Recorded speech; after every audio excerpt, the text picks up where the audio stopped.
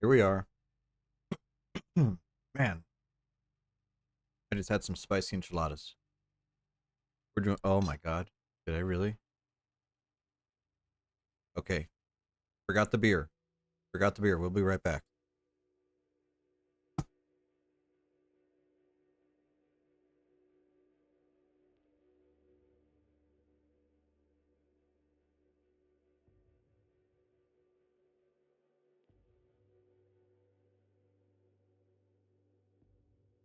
See, I knew I forgot something. I know I forgot something. I was like, man, I got everything ready. Plug it in. There you go. Everything's good. And then I forgot the most important part. There we go. Yeah. So today, a little bit of 2042.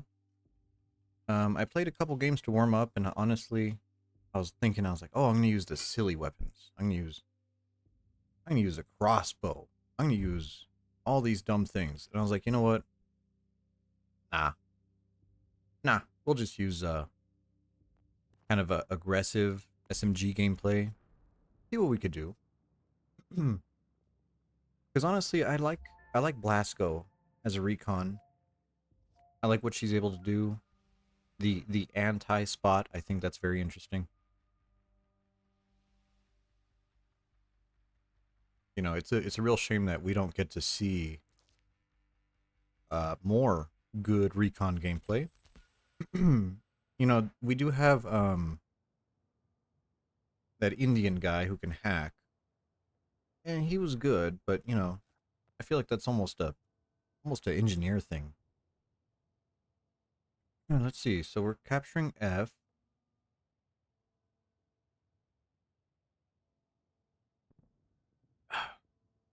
There we go. Oh, I was playing a little bit of Angel before. I think we'll go Blasco for now. If we can get on Adam, okay with that. Perfect. Perfect. Just what we want. A little bit of spawn bacon down. There we go.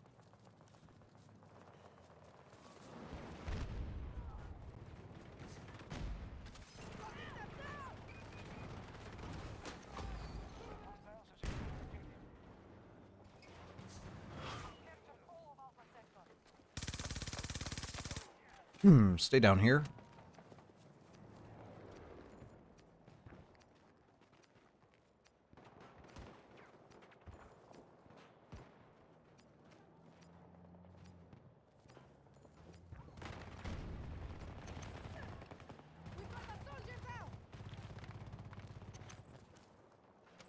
Interesting.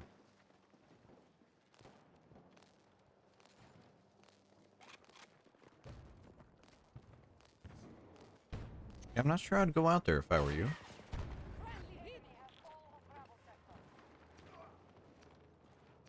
Seems like a bad idea.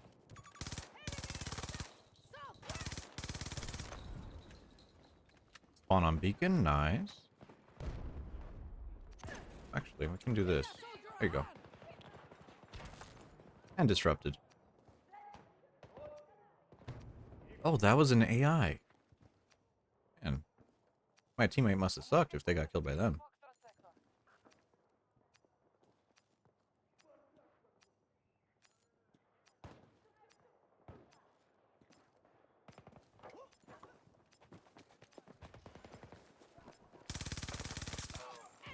Don't sprint. I can hear you.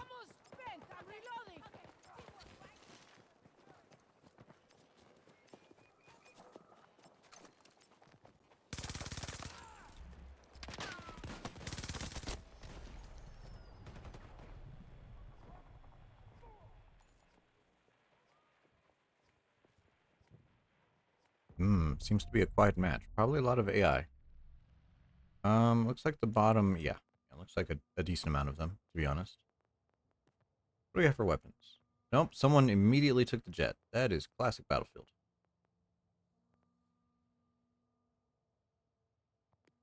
Spawn Frank.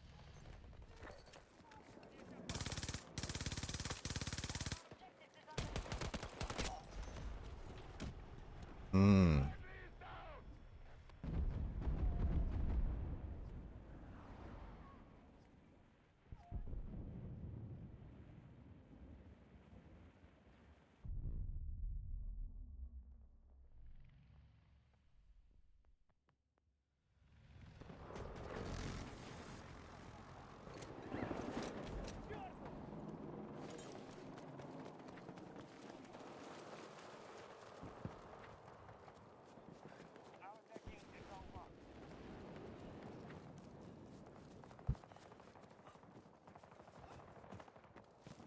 not a huge fan of the quiet exposure lobbies.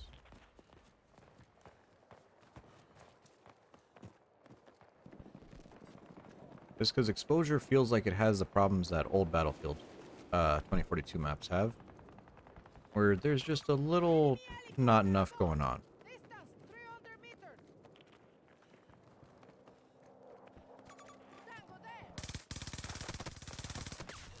Okay, there's you. If I had Angel, I would have a heal. Maybe that's why we should switch back to Angel. Hmm.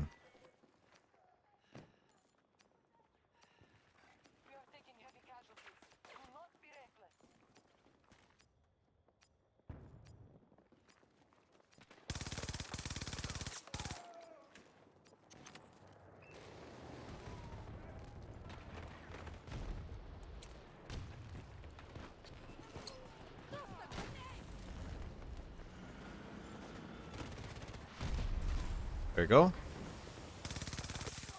And you. Oh. Get off the ground. Very rude.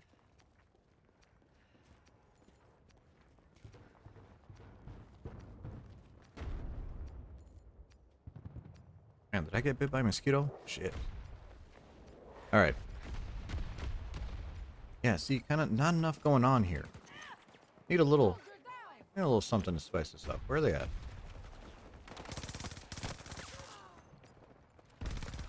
Oh, that's a bit of a ranged one. Don't really want to engage him. Okay, thankfully the AI was merciful. Hmm.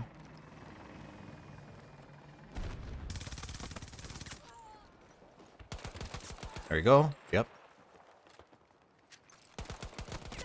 Ah. Oh, he used his pistol too. Interesting.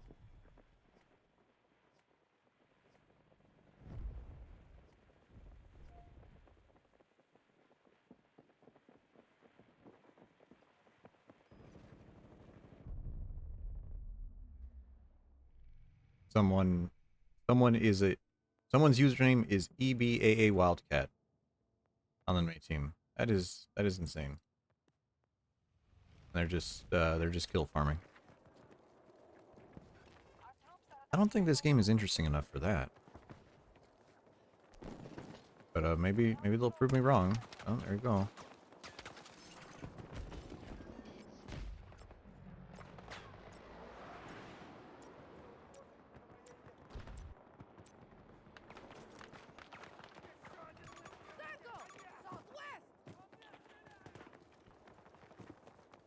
Okay, take around this side of the rock. Here you are. Is there another one?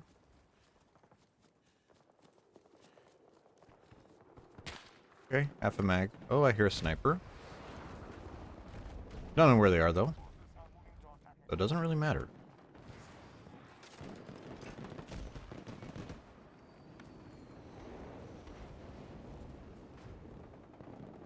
Oddly low frame rate tail.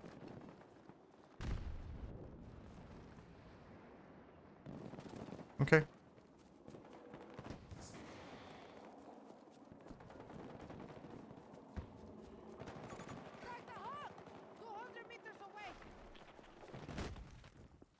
Ow.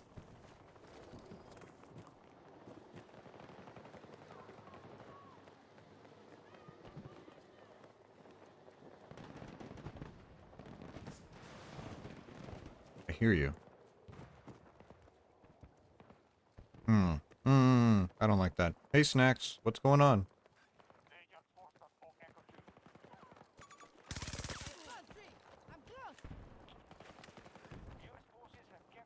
Happy, Wednesday. Oh, sniper. Ah, fucker.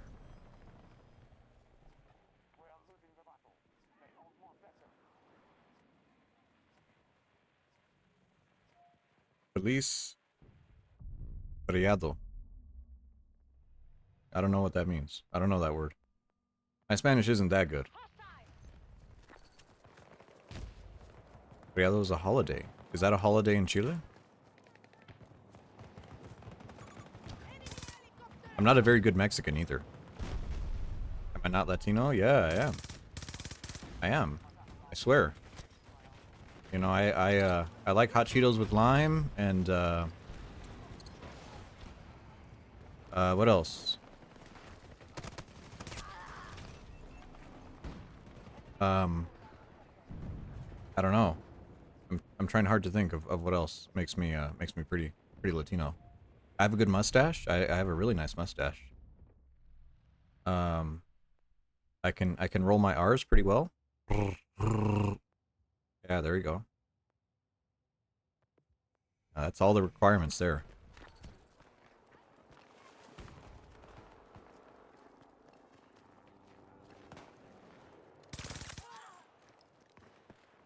Her for you. You wish. You wish.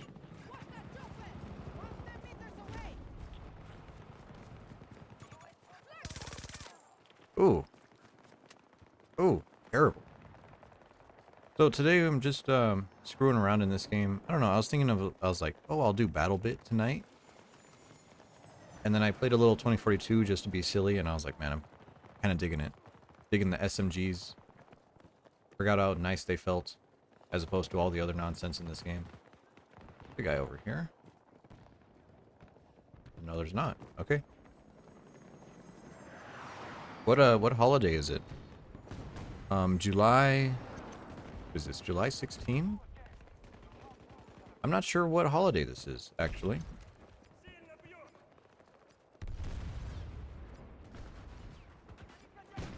Religious holiday. Oh, that explains it even more.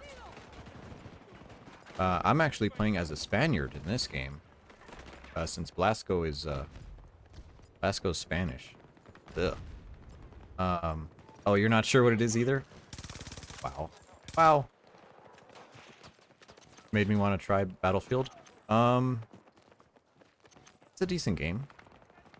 It's a decent game, whether you like new or old stuff. Ow. Ow, ow, ow, ow. If you like old stuff,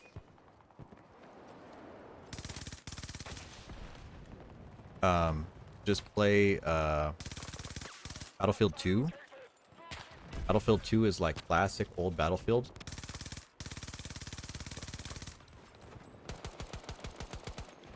And it's, pretty cheap. And if not, Battlefield 4. And if not, don't play this one. This one kind of sucks. Wait for Battlefield 6. Mm-hmm. A lot of good Battlefield out there. Although this game does have like retro mode, where you could play 1942, or you could play Battlefield 3 in it, I think. What is it? Battlefield 3, 1942, and Bad Company 2 as like a retro balance mode, which is really good in concept, but then you play it and man, those games they've not aged very well, which is a shame. I wish they were better. That guy just flew through the fucking... Good for him. That... Okay, he should have been dead. That's a bunch of crap.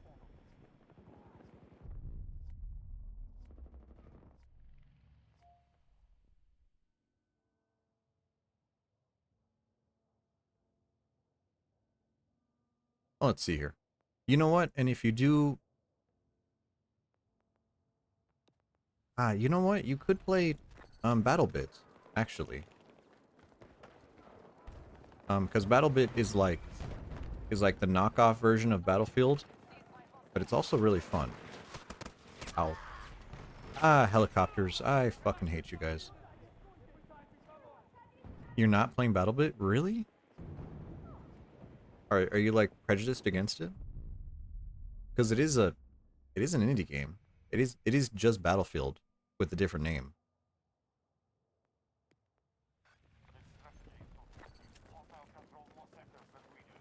Ooh, spawn on the Charlie side. Interesting.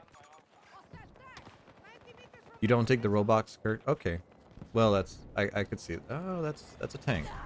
Thanks. Why the fuck is there a tank coming out of there? Fuck me, dude.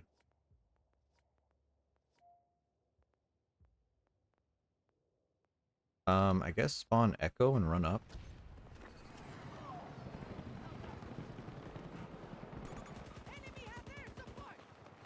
Yeah, sometimes you just get fucked. That happens a lot in these games. Like that. Getting shot at from somewhere, who knows? Outgunned by a fucking Battlefield Bad Company 2 weapon. Feels bad.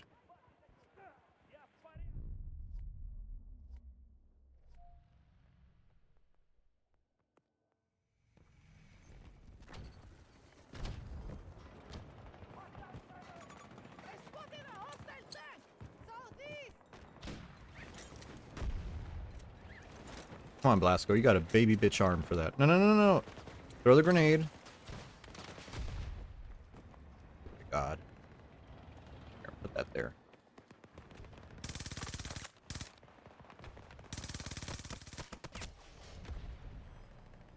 Oh, EBAA Wildcat.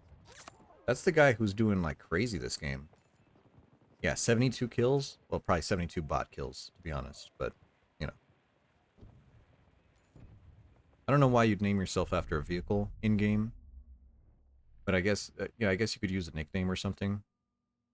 I guess that's why. But today was kind of stressful, kind of a load of shit, really. My parents came. They came over to my house twice, which is you know, maybe 2 times more than I expected. Because I woke up to a phone call from my dad, and he was like, "Hey son, you want us to come over?" And I'm like, I wish you would tell me, but okay. So I did all of my moldy dishes that had been hanging around, and I, you know, cleaned, and I was okay. So they're over. Um, yeah, moldy dishes. Yeah, I don't do really good with keeping up with housework, and I live alone, and I have some, you know, mild depression. I don't know. There's a lot of shit that I don't keep up with. So I have like some moldy dishes, and so I washed them all. They came over, and you know, we just hung out. Yeah, when you were living with your grandma. Yes, but you were living with your grandma. That's the thing.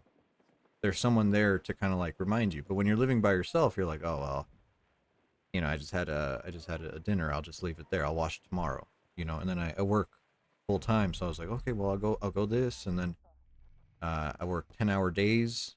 So I'm like, oh, you know, I'll do it later. And then now you have a sink full of dishes, and you're like, oh, I don't even want to do it. You know, yeah, she gave you a reason to try. Exactly. So I ended up washing all of that, cleaned up, took out the trash, and then they came over. We went to a diner. We had some food at the diner, and you know, it was cool. We chatted. They needed help selling baseball tickets, and of course, it goes through fucking Ticketmaster, which Ticketmaster's a load of shit. So I had to teach them how to do that. I was, oh good, a fucking helicopter. Go fuck yourself, stupid fucking helicopter. Get away from me. Dude, I fucking hate helicopters.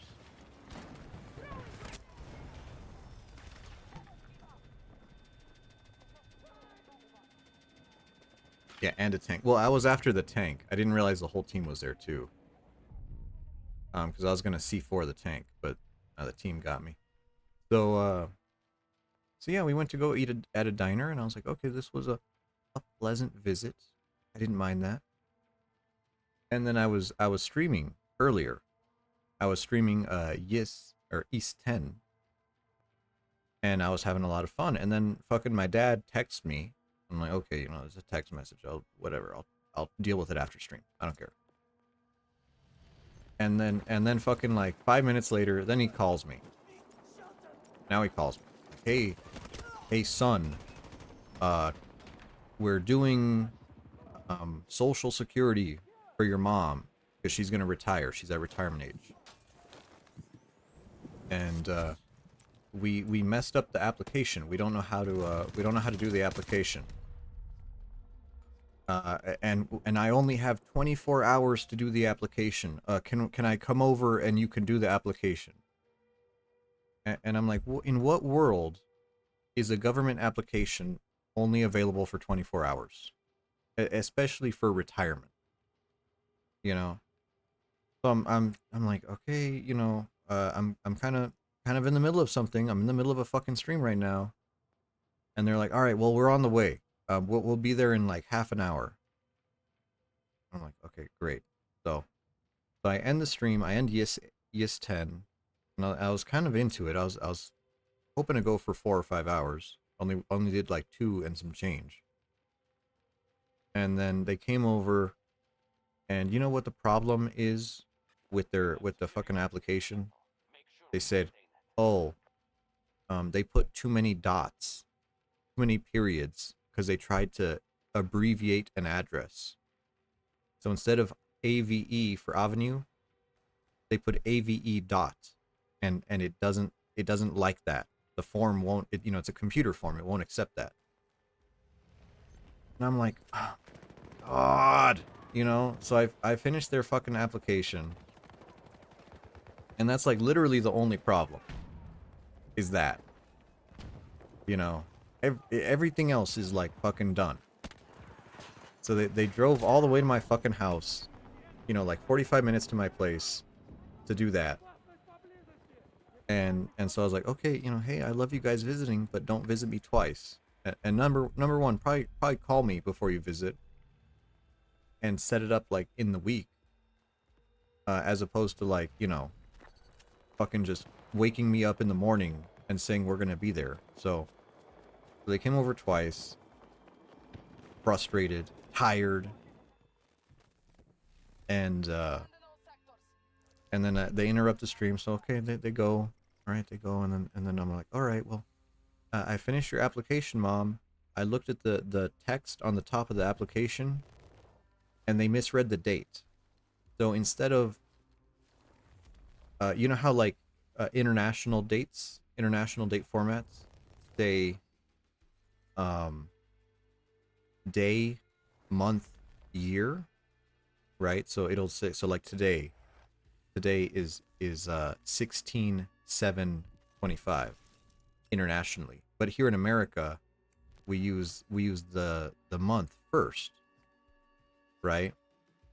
And so the first date was today, and it said you've started an application on 7/16, and then the next thing says this application must be turned in by fucking 17/1, right? Which is 6 months from now in January 2026. But they read it wrong, and yeah, and so they were freaking out over some fucking application that they could have done in 6 months. Scorpion unlocked, nice. And I was like, oh my fucking god.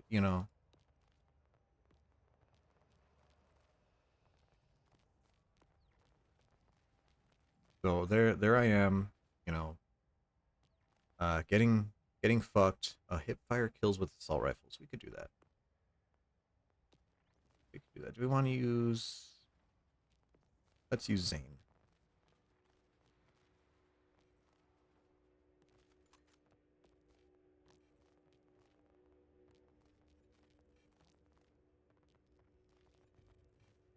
That's the smart one. Where's the regular one? Oh, we don't have it yet. Okay. Yeah. So that's how my day went.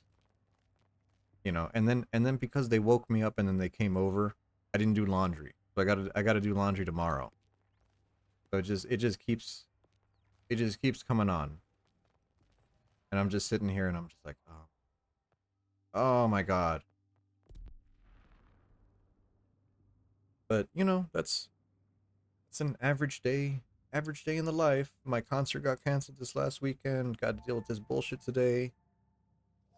I'm thinking, I'm like, okay, well, how late do I go today? Do I keep running because I want to do Yes again tomorrow and make some good progress on that? And I was like, oh, I'll do fucking uh Bloodborne, and I was like, oh no, if I play Bloodborne in the mood I'm in, I'm gonna crash out. And no gloomy stream either, so that was like, whatever. I guess I'll watch the collab. I don't know.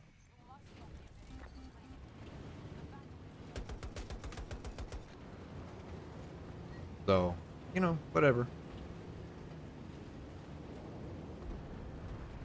Whatever. But hey, you know what else happened today? Do I not like collabs? Um, Depends on the collab. Depends. Um, I think I think friend slot collabs are shitty. I think collabs that involve a lot of like screaming. I'm not a fan of those types of collabs, which usually goes along with the type of game, right? Like if you're playing Friend Slop, if you're playing like Phasmo, or you're playing, Peak or Lethal Company, or whatever, right? Those are all games where someone will start screaming suddenly. It just happens. That's part of the game, and I don't like it. I don't like that.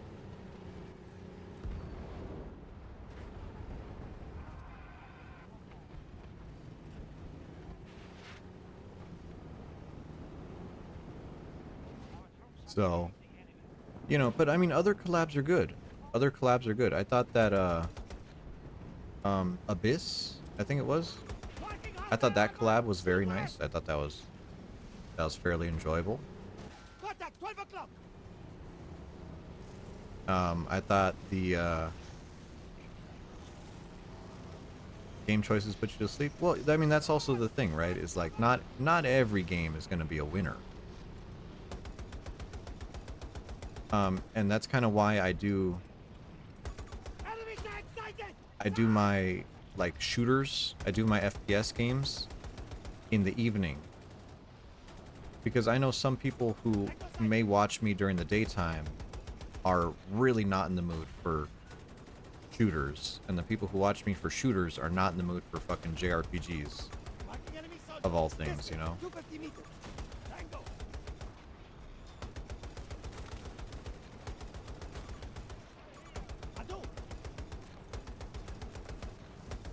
Yeah, you're not a JRPG fan, and you don't have to be, right? Like, that's the thing. You don't have to be a fan of anything. Um, I'm not really, I don't really like the idea of like, oh, if you like a streamer, you have to watch all their games, and it's like, no, there's some gloomy games that I'm just like, yeah, I'm not watching that. Sorry. And they're fairly rare, but they happen.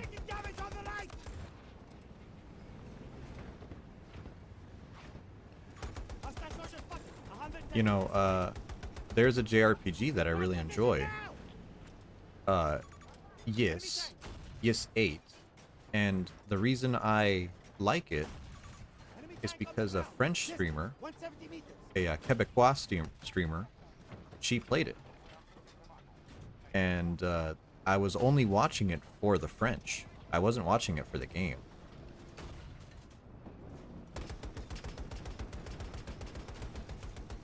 So, but I ended up liking the game after that. But yeah, if like Misha or anyone is playing fucking that sick or ATX EDX Axis something, that like turn-based Expedition 33, that one, I'm not watching that. I'm not watching that.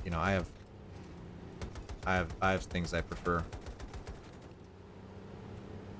Yeah. Yeah, and it's like, oh man, it could be fun to play. Persona's a huge one.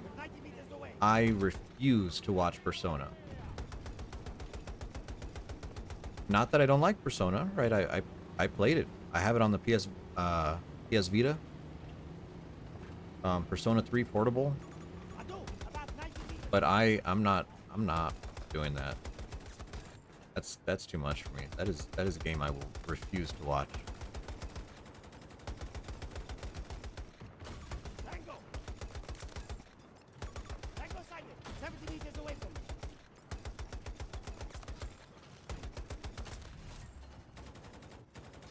You know, and I know there's some people who think this type of game is boring, and I'm not gonna judge them for it.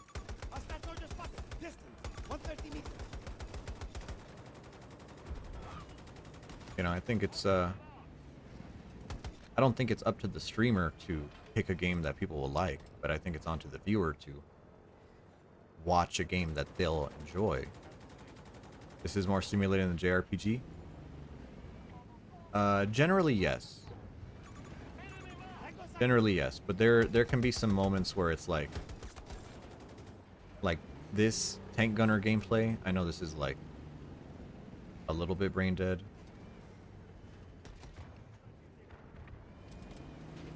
Especially depending on the driver. Right? I know every time in Battlefield 4 when I get inside of a jet and I'm like, yeah, this is gonna go. I know people are like riveted to their seats. They're like, oh man, he's in a jet.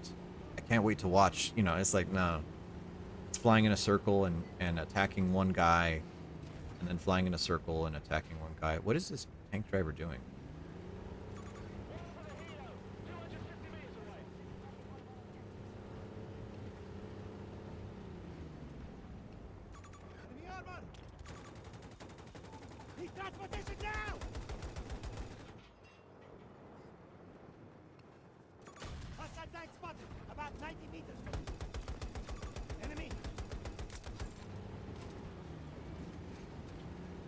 Yeah, but how was your day, Snacks?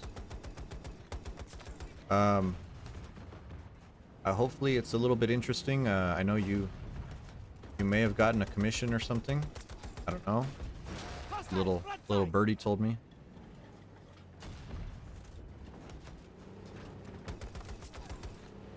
I also got Rin's art today. Rin's really cute art.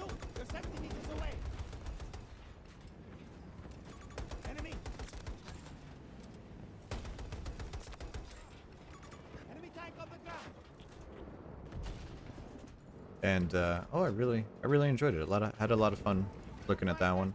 Cuter than I expected. I was expecting something a lot more mean-spirited.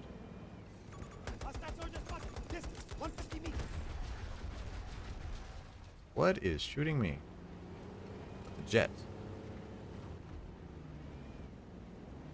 Interesting. I hope the tone of... Wow. Wow, we crashed right into him. I hope the tone of what I asked for isn't too far outside of what you're comfortable with.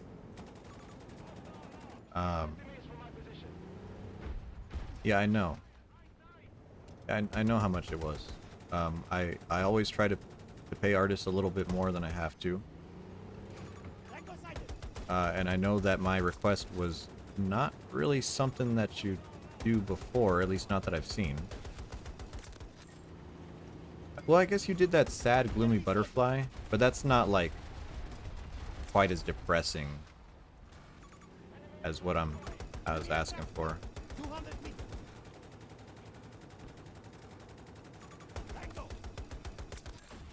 But I have like a little saga planned.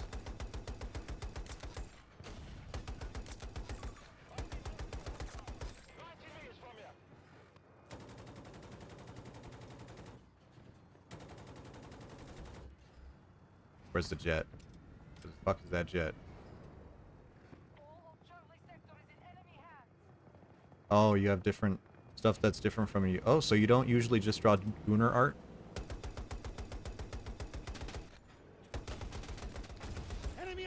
That's cool. I mean, I don't mean that like derogatory, because I mean, hey, I commission, you know, pornographic art sometimes.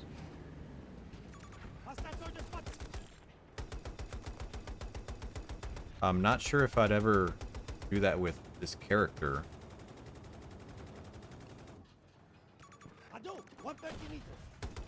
Um, maybe. I mean, maybe I would. That just seems kind of strange. I'm not sure. Like, I don't want it to be like a full bestiality thing and just be like fucking a fish. I think that's a little outside of what I'm comfortable with.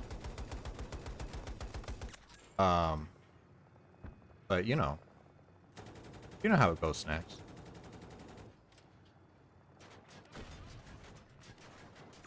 Enemy tank on the ground, 200 meters. Marking enemy soldier. There we go. Little guy there. Hostile helo. Enemy helo. Distance 250 meters. At least we're getting some of these tank attachments unlocked. The AI is good for that. We'll give it that. There you go. Get you out of the way. Get you. Oh, look at that. Staff shell unlocked. Nice. Thankfully, because grinding out these attachments is a pain in the butt. Oh, can I destroy this? Not really.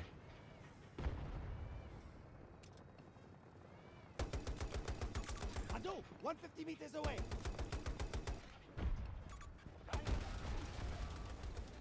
They're shooting at us. Oh, it's gonna. That might kill us, actually.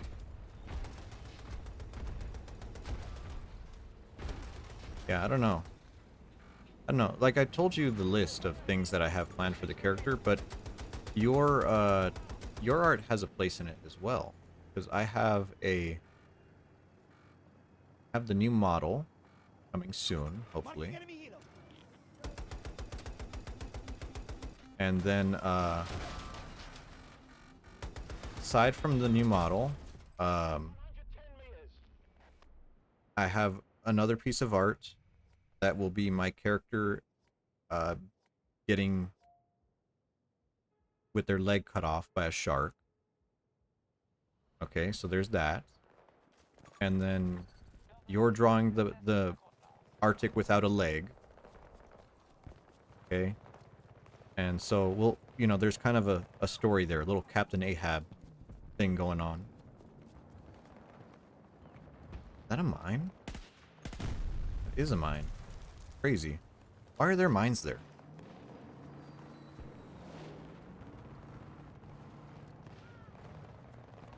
Have I read Moby Dick? A very, very long time ago. I haven't read it very recently, unfortunately.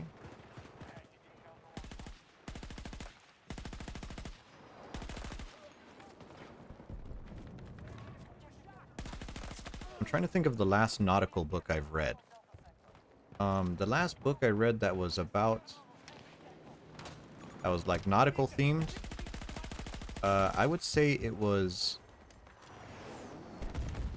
Dan Simmons' The Terror, which is a historical fiction set around the HMS Terror and the HMS Erebus on their exploration of the Northwest Passage.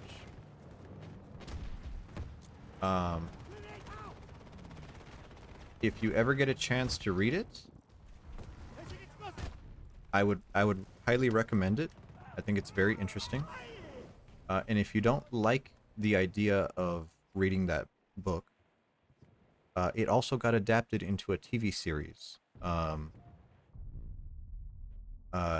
called The Terror by AMC, I think. So it should be pretty available. Let's see, more hip fire accuracy. Minus hip fire accuracy. Where is it at? Okay, we'll go with this. The laser should help me out. So yeah, if you ever get a chance, I recommend it. The Terror by Dan Simmons. But if you're not a huge fan of it, I don't blame you. Historical fiction's a little weird. Hard to do right. Explosives, please. Although, now that I'm doing this character, maybe I should reread. Maybe I should reread Moby Dick.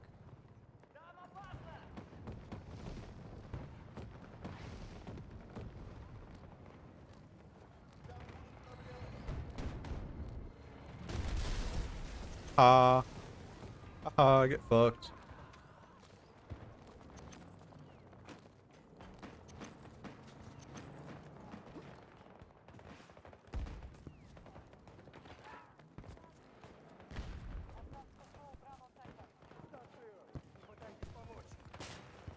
Yeah, did you read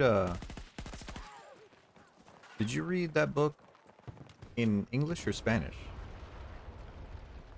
Um, I don't know. Interesting question. Because I've read most of my books, uh, English, of course. You're not a fan of translations. Well, it's not that you're a fan or not. I mean,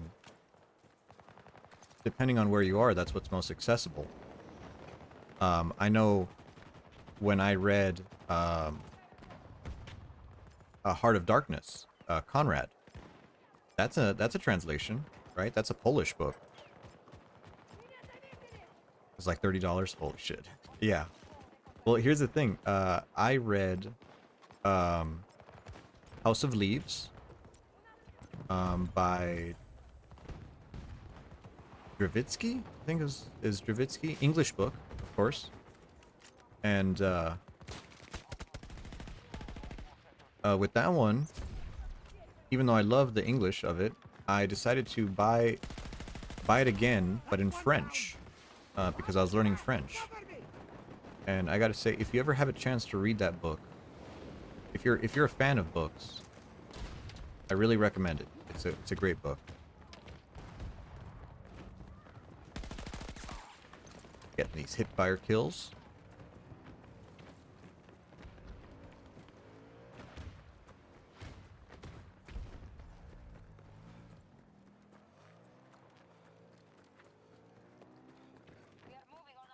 We'll go to Alpha 2 first. You might check it out. It's a little bit out there, but it is pretty influential. And I can't think of another book that's quite like it. You prefer classics and books with cultural relevance? That's valid. You don't have to like a book for any reason. You can like what you like. But that one, I do recommend it. If you've ever seen that Doom wad, myhouse.wad, that's inspired by the book. If you've ever seen what's it called? Control, the game Control, made by the same devs of Alan Wake. That takes heavy inspiration from it. Lot of reference to it there. So it's relevant in a contemporary way. A lot of themes there.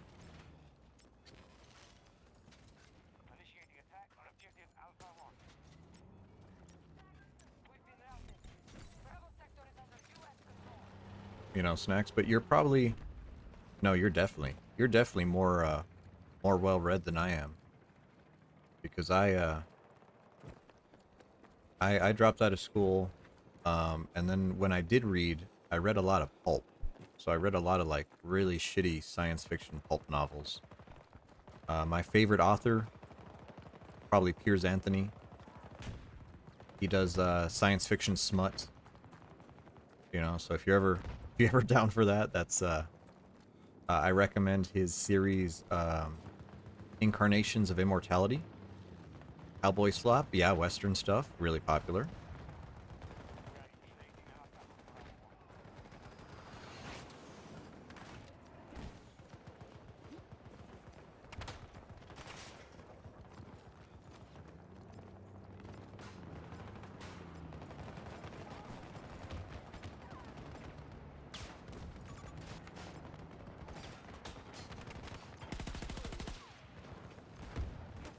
I need to watch that movie that Flip recommended to me.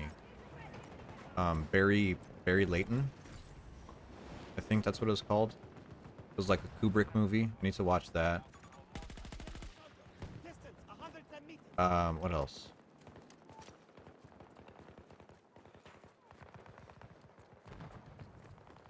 And then I know Kunoichi was recommending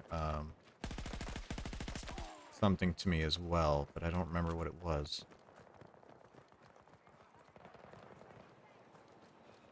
Yeah, but I mean, that's, I used to buy used books when I was a bus driver, because being a bus driver, you had a lot of downtime, a lot of standby time, and, I would just, like, sit around reading books. I'd buy them by the pile, because there was a used bookstore I used to go to all the time. Um, well, I'm not a bus driver anymore. I have an office job. So I'm kind of like a supervisor now, but I still have lots of downtime. But to be honest, I spend most of that downtime like watching streams. That's a tank. Um, I'll like watch streams and I'll read. I'll read in French. I got a couple books. Um, après, it's called In the After, and even though it's translated to French, they didn't translate the fucking title, which pisses me off. But Dans les après, Dans les après. Yeah, I think that's what it's called.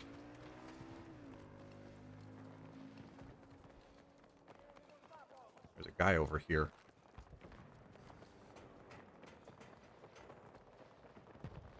Dans l'après. I guess that's what you translate it to, but just in the after.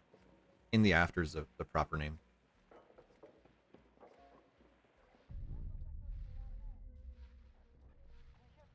And I just got started with that because I had my friends gave me 2 books when they came over.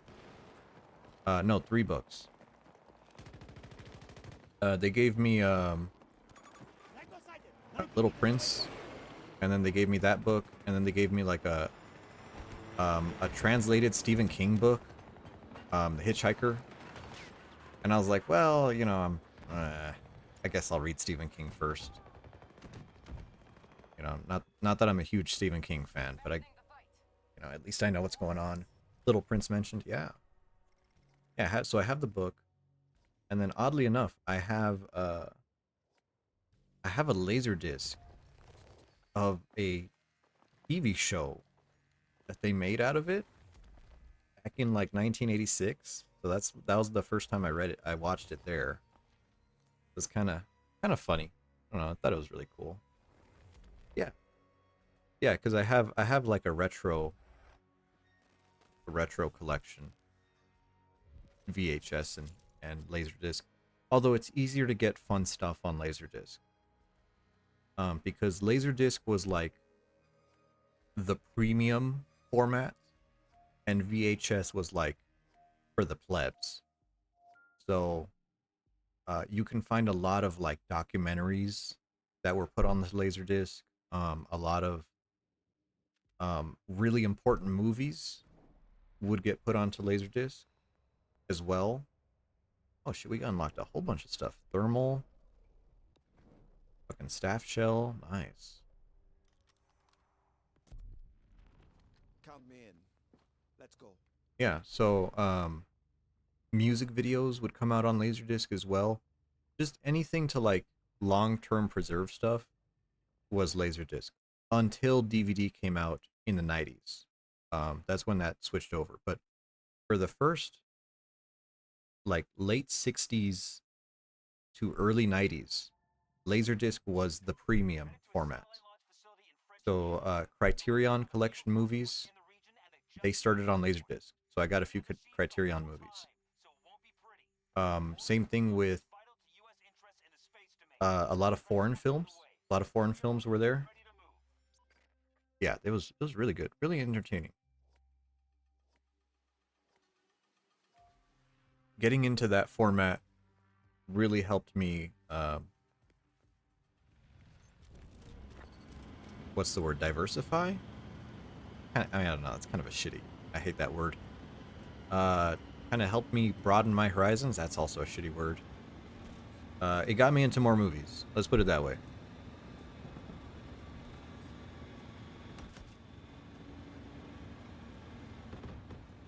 Yeah, I don't know. I can't branch out. No, fuck branch out. If the word sounds like a word that fucking HR would say, it pisses me off.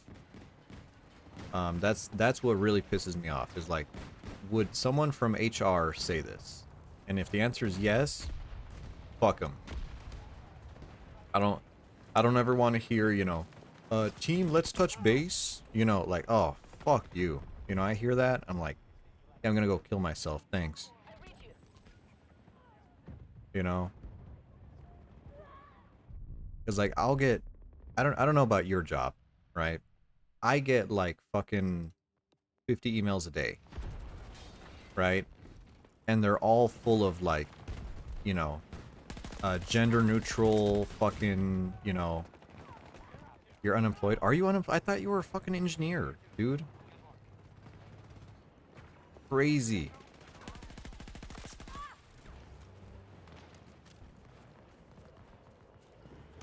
You're a fresh graduate. Wow. Lol. Post-grad. You defended your thesis 3 months. Oh, so you are postgraduate too. Holy shit. Wow. No, I dropped out of college and I entered the workforce full time when I was I mean, when did I start working full time? Oh, your undergrad thesis not going into math. Okay. I was about to say, damn, Snacks, you got a fucking doctorate or uh Marking enemy soldier. 50 meters away from me.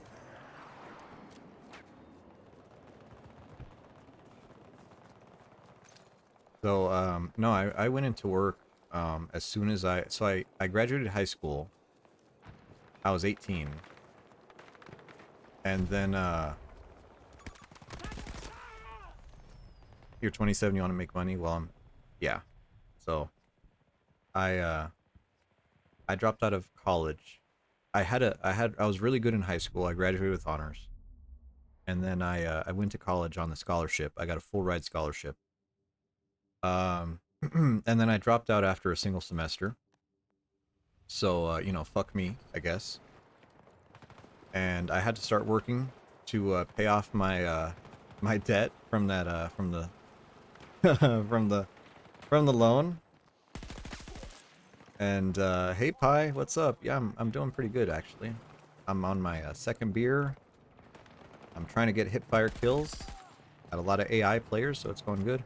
How much was it? One semester, the semester that I fucked up was 18 credit hours, and it cost me about $3,500. But of course, when you are 18 years old and broke, $3,500 is a lot of money. So yeah, it's not that bad. It's not like life ruining, but it's enough to fuck up your stuff. So I lied to my parents. I started working full time, and your student loan debt is like 5K. 5K for a master's, or 5K for that? That's crazy. Threat eliminated. No, one semester was like 5K for me. Or I'm sorry, one semester was 3.5K. So a four-year degree would have been what, 7 times 4, 28 grand? Yeah, it's fucked. Welcome to America. It's fucked. But wouldn't have paid for it because I had a scholarship, but then I fucked up the scholarship, so I would have paid for it. I don't know. Whatever. So also, what's up, Pi? I forgot to say that. So I ended up working at a grocery store, and then the day I turned 19, I became a bus driver because it paid better. It paid better than grocery store did. Grocery store paid how much did it pay? It paid $11 an hour. No, it paid $10.50 an hour. And I got a raise, and then it paid 11. Right? And it was a bunch of bullshit. And then I was like, oh, I could be a bus driver. I need to have my license for, I need to have a driver's license for 2 years. But when I turned 19, I had it.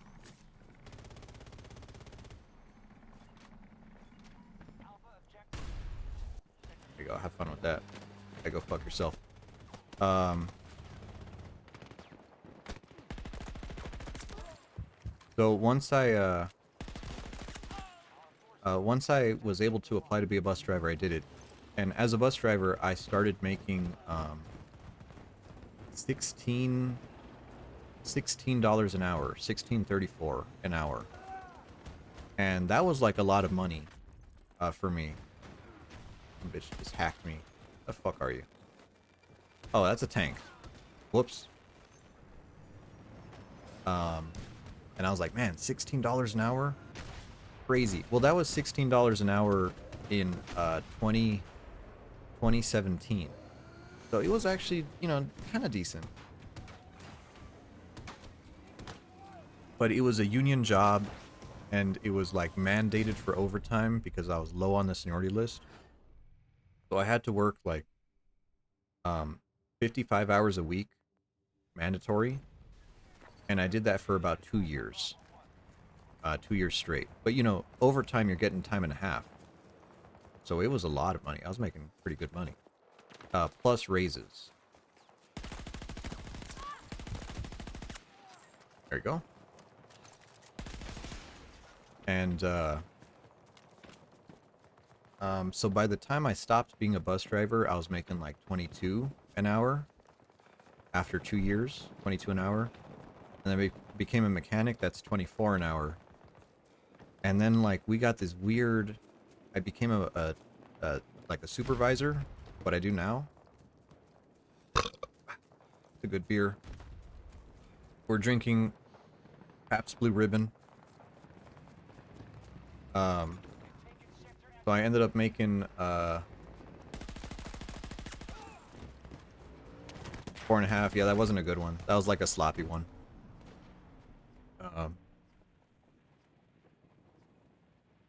Started making like 30 something an hour, and now it's just higher. The raises are good, and the money's too good to walk away from.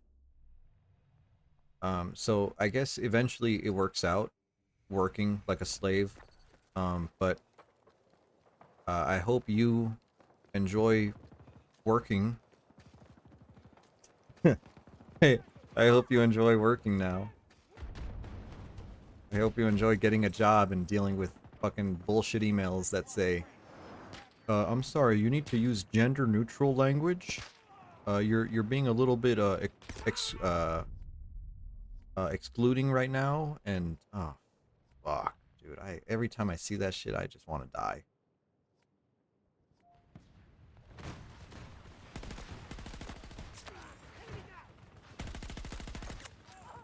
Hold on, reloading.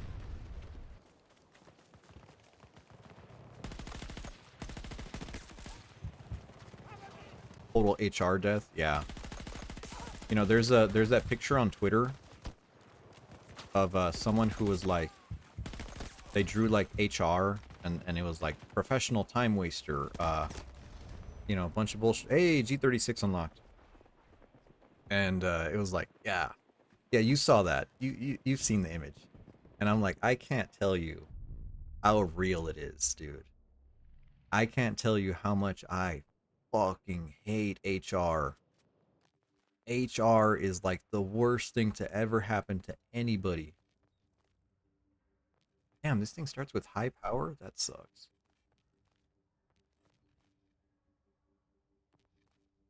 Um,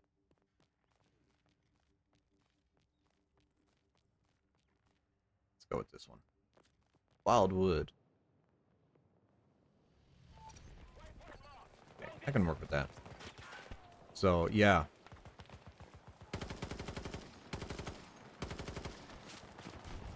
Yes, HR is not your friend, ever. No, I used to work, I mean, I'm not union right now, but I used to be union. And yeah, absolutely. HR, not your friend, never your friend. Never talk to them, never do anything they say, never help them. Ouch. Like right now, we just had a boss, one of our leads, retired. He retired after 20 years. And she gave the date she was going to retire. Perfect, you know, great. And HR said, hey, we're going to make sure that we have her position filled and ready to go so that we're not losing anybody on the team, right? So we're staying full team, you know, mission critical. We're not losing anybody. And so fucking they hire some guy. They hire some guy who's never worked in public transportation before. They just hire some fucking dude. And he's not even starting until the Monday after she retires. And this is like a position that takes easy, you know, just on paper, 3 months of training, right? Three months of full-time training to even start doing your job. Never mind, you know, even being good at your job, that takes years. Right? And the fucking guy no called, no showed on his first day.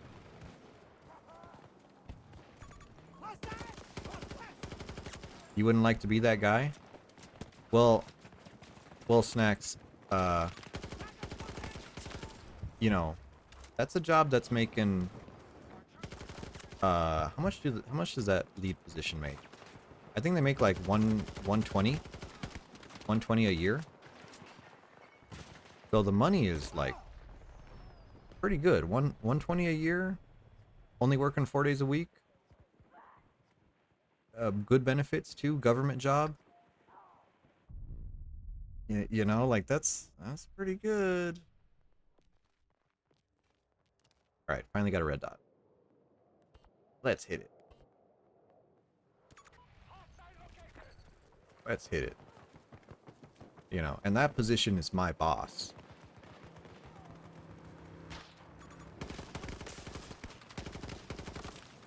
Ooh, this thing is accurate. I like it. I like it. I thought they were going to turn this thing into a piece of shit.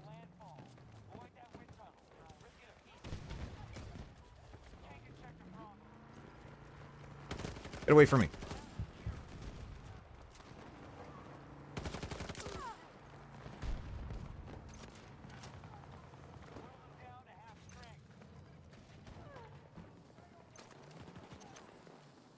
Yeah. So, I mean, HR is like the shittiest thing ever. Ever. It makes my job so much harder. Someone pick me up. But, you know, HR. HR. Gotta love them. Gotta love them. There was a time, like 2 years ago, 2.5 years ago, when, we got a new CEO and they wanted to like redo everything. And so they did this fucking bullshit where we had to like submit all of our job experience to change our salaries. Right? And they said, hey, no matter what, no one's salary is going to go down. I was, okay, all right, no, whatever. So they took all of our bullshit. They took all of our job experience, you know, everything like that, and they were like, hey, Arctic, based on your experience, this job that you did here for a year as a mechanic doesn't count to your current position, right? And they said, so you're not getting a raise. But by the way, everyone else in the department is gonna make like, you know, anywhere from $8,000 to $10,000 more than you do. And I was like, okay, well, you know, you could go fuck yourself. And so they said, hey, you can dispute our findings by sending us an email and your justification for it, and we'll get back to you. And I was like, okay, you know, here we go. So I sent an email. Okay. I sent an email so that said, hey, my job as a mechanic is relevant to my experience because I deal with people who have mechanical issues every day, like every fucking day of the week. There is not a single day that I do not use my mechanic experience. And 2 weeks, 2 weeks went by, and I was like, okay, I know I have to be patient. I know I have to play the game. So I waited 2 weeks. I talked with my boss. I was like, hey man, and my boss is pretty cool. My department boss. I was like, hey man, just so you know, I'm like doing the process here. And he's like, all right, do the process. If anything happens, I'll back you up. Like, okay, cool. So he says, hey, 2 weeks have gone by. I popped into his office and I was like, hey man, these guys they didn't even reply to my email. They didn't even send me an email that says, hey, thanks for your submission. We're looking into it. They just ignored my email completely. And I was like, okay, all right. I told him, and he's like, hey, I feel you. Send a next email. Send a follow up, and I'm gonna reach out to them and make sure that they're looking into it. I was like, cool, okay.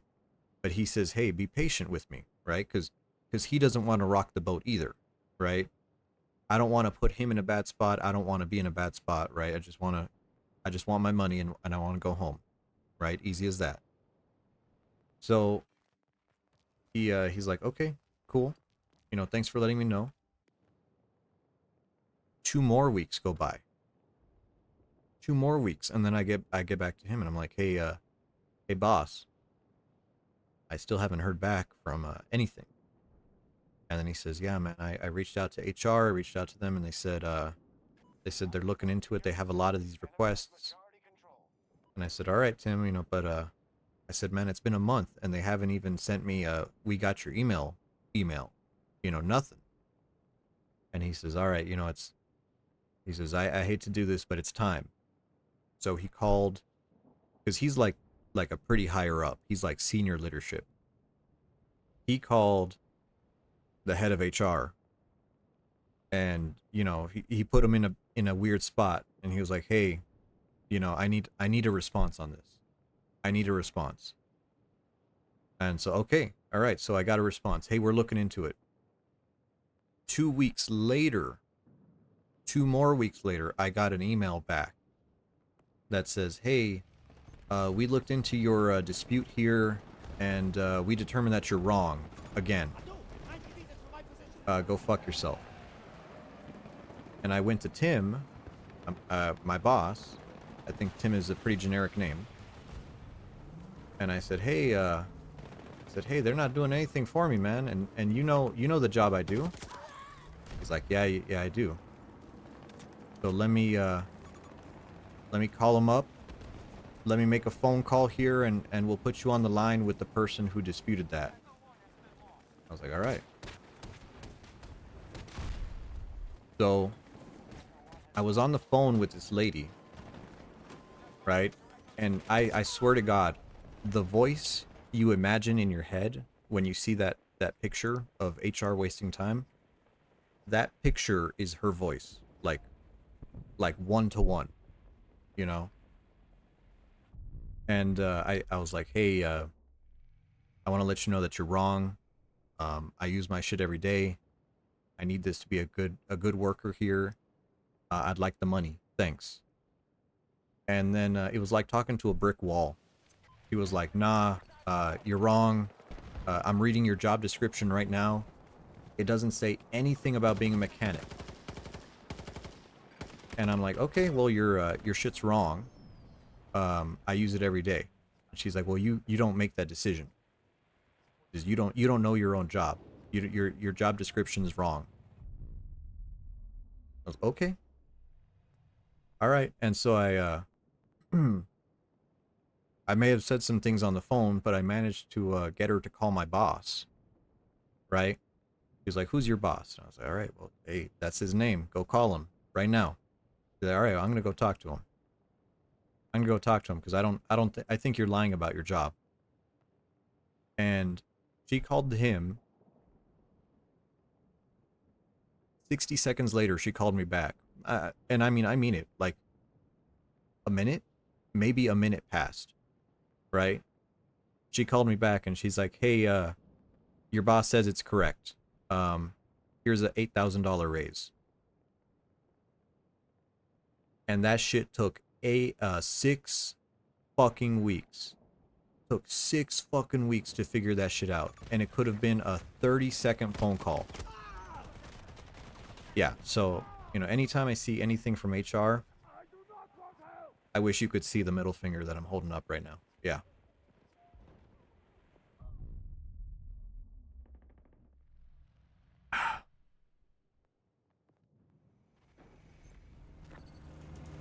But don't worry, Snacks. You're gonna enter the workforce soon. You're gonna love it. You're gonna love working. It's gonna be really good. Praying for you, buddy.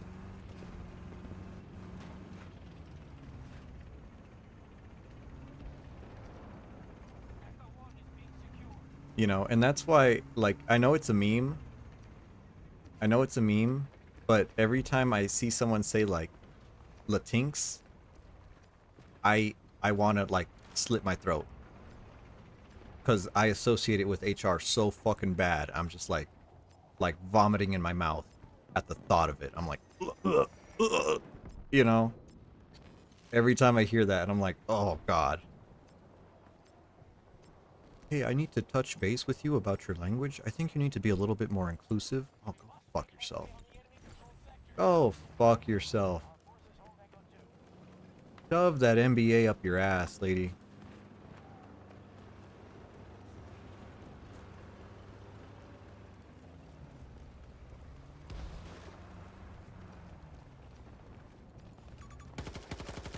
From my position.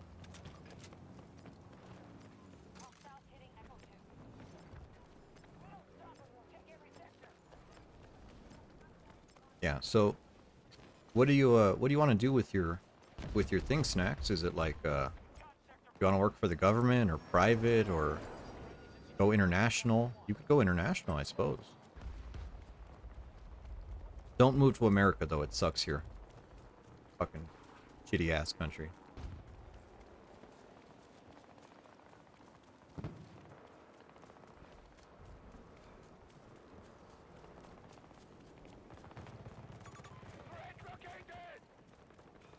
International remote. Holy shit. Yeah, you'd be making making crazy money. Is the exchange rate pretty good for Chilean peso?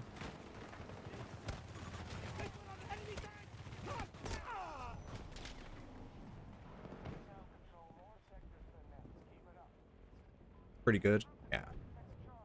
I guess so.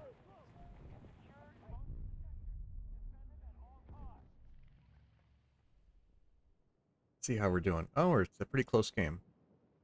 Let's see here. Let's spawn Delta. Try to defend it. That was a weak one. That's like a 1.5. With your comm, I can buy enough food to feed yourself for a month.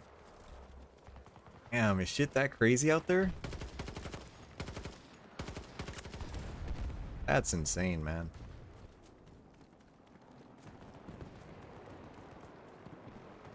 I mean, I'm just glad I don't have that Canadian food cost. Because every time Gloomy talks about her food, I'm just like, crazy. That's fucking insane. 15K a year is like rich people wage? Is it really? Like capital city, big city rich people wage is like 15K a year?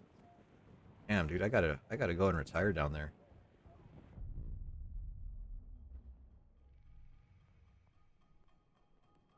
Oh, capital city, no. But like a bigger city or like rural or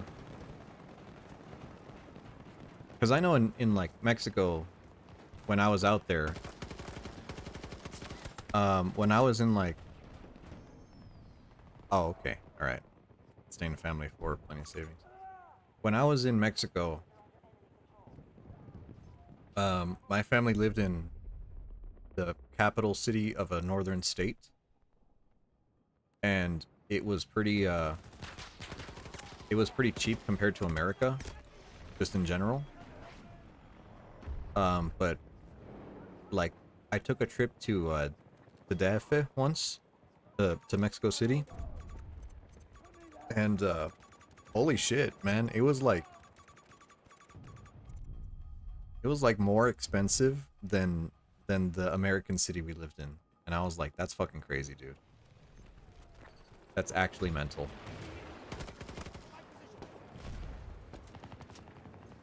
And I heard it's worse now. Because now with a bunch of like remote jobs, a bunch of like Americans are just like moving to Mexico City. And I'm like, that's fucking crazy, dude. Cover me! You know.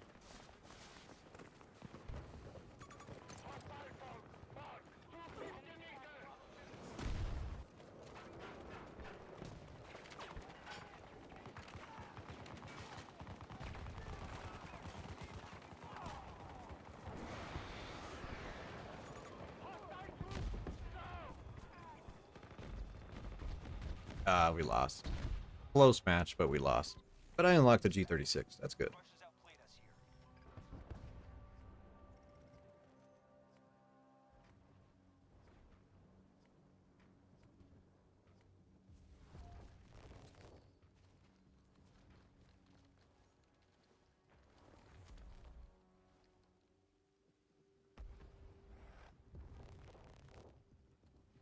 47 assault rifle kills. Not bad.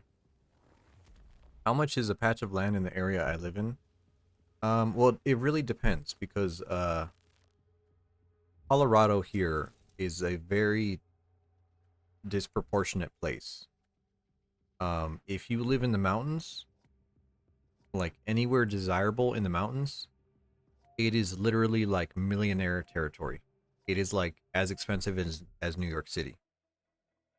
Um, but if you live in like the city that I live in now, um, a house is something along the lines of like, I mean, the condo I tried to buy a condo and it was just over $300,000 for a 600 square foot condo.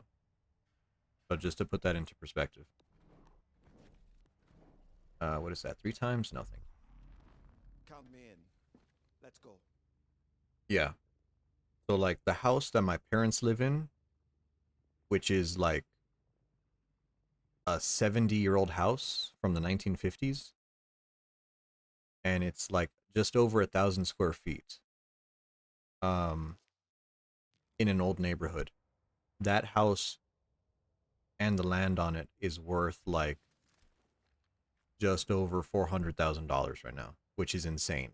Because when we moved here, it cost 125. It cost 125 in like 2006, 2005, 2006, right? And the value of it has like quadrupled since then. Well, 125 is pretty crazy.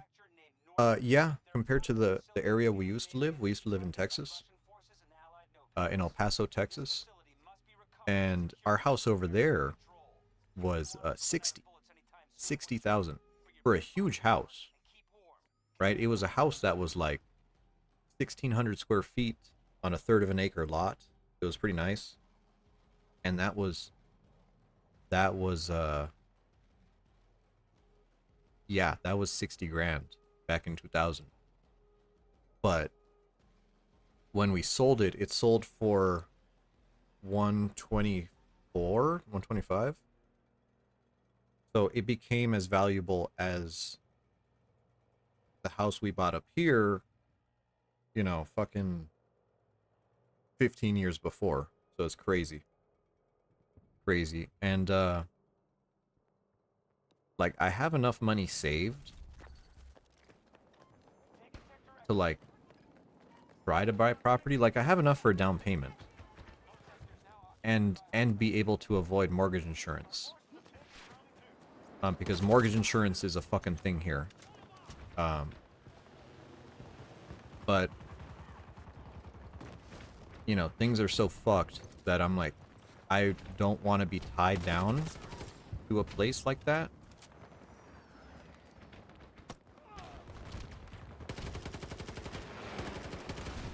I don't want to be tied down to the city. I don't like the city. I don't like America. So I'd rather just stay a renter for now.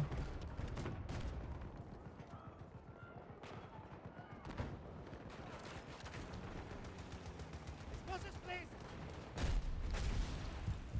Nice tank kill.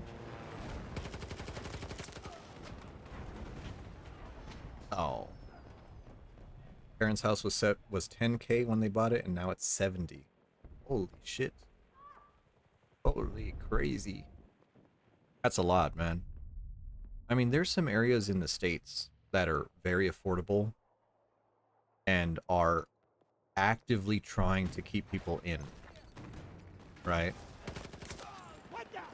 But unfortunately, those areas are very undesirable to live in. Usually they're in the Rust Belt, so all the jobs have gone. Nice, get fucked. Out of ammo, got to reload. So they're pretty undesirable locations with poor services, and you know, because so many people are moving to places with jobs, the tax base of those cities has fallen, and the city can't afford to keep basic services up. So the city just becomes shittier and shittier as time goes on. It's pretty fucked. You know, but then if you live in a city that has jobs, oh, you know, just fucking quadruple your land value. You know, just whatever. You know, so yeah.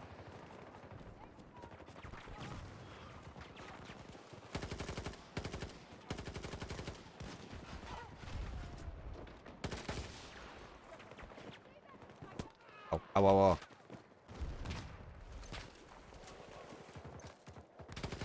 Okay, guy's dead.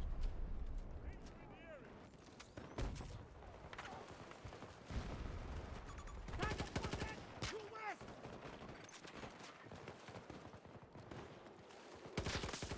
There you are. You were laying under the bridge.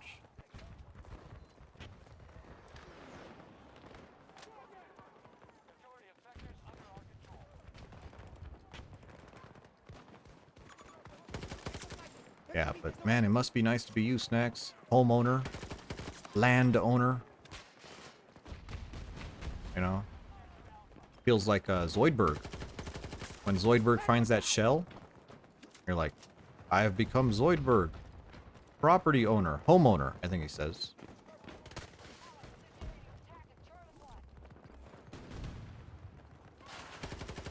Oh, that's a friendly. Need to reload.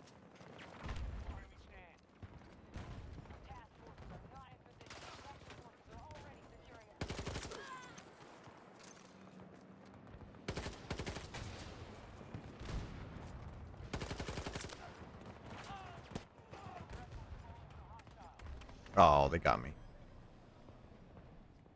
No audio on that. Weird. Little weird. Once you get a job, you're going to buy a patch of land that your cousin was offering and buy a house there. And just rent this one out. And I hate renting. I mean, no slight to you, but I hate renting. Aim down sights accuracy, yes please. The guy who I'm selling my motorcycle to, I'm selling a dirt bike. Um, he he bought the house behind my parents, and he's like putting some renovations into it to like sell it as an Airbnb, or to rent it out as an Airbnb. And the really weird part about it is the guy's my age, Target eliminated. And like he's my age, right? And he bought this house. And I'm like, kind of, you know, like that's kind of weird because I have a very good paying job and I would struggle a little bit to find financing for that house. I'm sure I could do it, but you know, it'd be a little bit weird. And the guy apparently does this a lot. That's his gig. Is like he buys houses, he Airbnbs them, and he has a property in a nearby town, in a college town nearby. And he tells me, he's like, yeah, I have a mortgage on an 8-bedroom house, and he rents out every single one of these rooms to rich college kids. And he makes like 1,400 a room, and that pays for the mortgage. And I'm like, what the fuck? Like, so this guy is like betting his entire existence on Airbnb being a thing, right? Like a get rich quick scheme. Like buy another property, Airbnb it at some crazy cost. Sounds like he's part of a certain tribe. No, he's Latinx like us. In fact, he's so Mexican. He's so Mexican, man. He's got like more tattoos than me. He's got a Caesar haircut. I'm like, you know, like I see this guy and I'm like, oh my god, fucking tacuache, you know? And and I'm like, holy shit. And I'm like, if Airbnb, because Airbnb has been banned in certain cities here, like it's gotten so pervasive, and property values have risen so much because of it, that it has been banned in certain cities. And I'm like, dude, if Airbnb gets banned, this guy is gonna go bankrupt in like 2 months once he actually has to pay those fucking crazy ass mortgages. Right? And even my boss, right? My boss, yeah, if he gets banned, he's killing himself. My boss, dude, he makes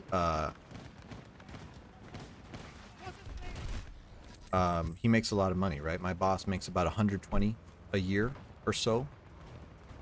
And he works that job and he works another job as a part-time school bus driver. And I'm like, why do you need 2 jobs? And he says, oh, because I have a mortgage, and the mortgage is $3,600 a month. $3,600 a month on his mortgage. And I'm like, what? And so this bubble has started to happen where it's like, even if you have like a really crazy job that pays really well, he sells his house and buys like a fucking 4 or 5 bedroom house, and all his kids are of age, you know, they've all left the house. And he's 50, 51 now. And I'm like, dude, you're never gonna pay that house back. You're gonna die. You're gonna die paying that house back.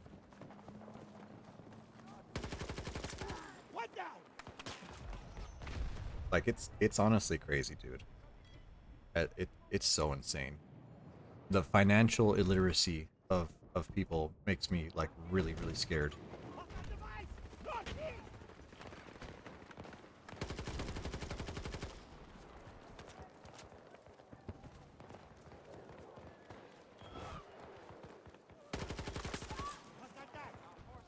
Yeah. Our actually, Pi, you live in Texas, right? How are things in Texas? Because I got some family, and like they buy a house and they're trying to do a bunch of bunch of bullshit too. And they said like they didn't want to buy in El Paso because El Paso's getting expensive. So they fucking bought a house across the New Mexico border. And so they live in like fucking Close to me. Sunland Park to avoid taxes.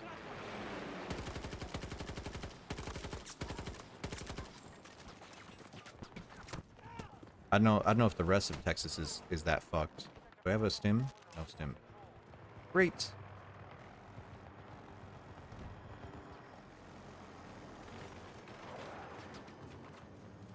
You know, just America things, really. Unless you live in like Ohio.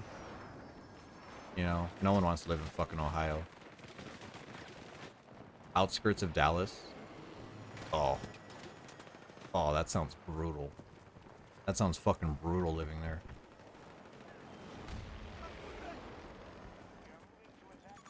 Marking enemy helo. 70 meters from my position. I only lived in the western side of Texas.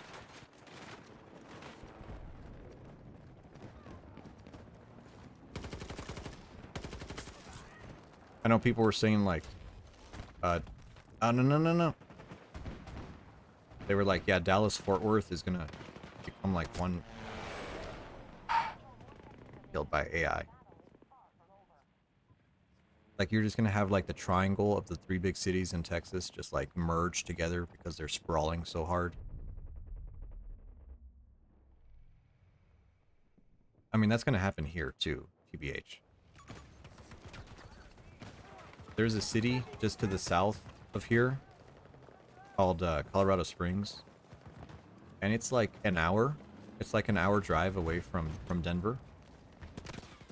And ooh, hello. Oh. I'm out. Reloading. And people have started like living in Colorado Springs and driving to Denver for work, right? An hour commute. And so that city's just sprawling with houses and like nothing interesting. Like that city has like one movie theater, one music venue. I think they have like a little league baseball team or something. Like literally nothing to do. Like you have to drive all the way to Denver to do anything. But people just live down there for the cost of living. And now, how the fuck did he get me from that? Fucking bastard. And yeah, it's like sprawl city. Like it's all highway, it's all suburban. It's like really weird. It's like you're driving through the Twilight Zone. Oh, wrong button. Standard issue, eventually. Nope, nothing there. Oh, what do I got? Ooh, the 2 times might be nice. Keep that just in case.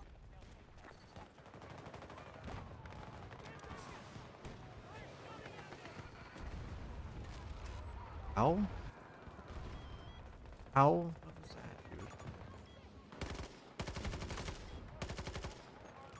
Hostile spotted. East. Okay, let's go attack Charlie. Let's do it. Go, get rid of you.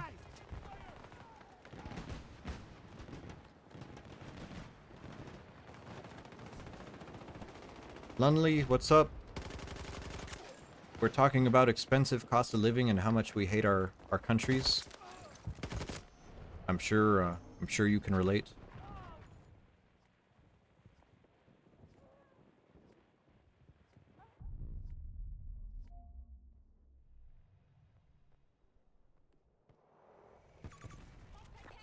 I finally unlocked the G36 or whatever it's called in this game.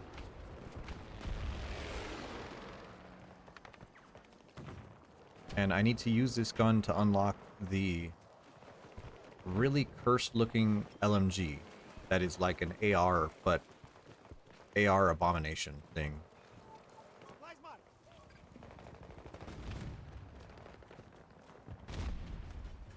Government building pay around 600 to 700 a month near Paris. What? Is Paris wait. Your rent is $600 a month in Paris? Near Paris? That's fucking crazy, dude. I'm getting fucking fleeced over here.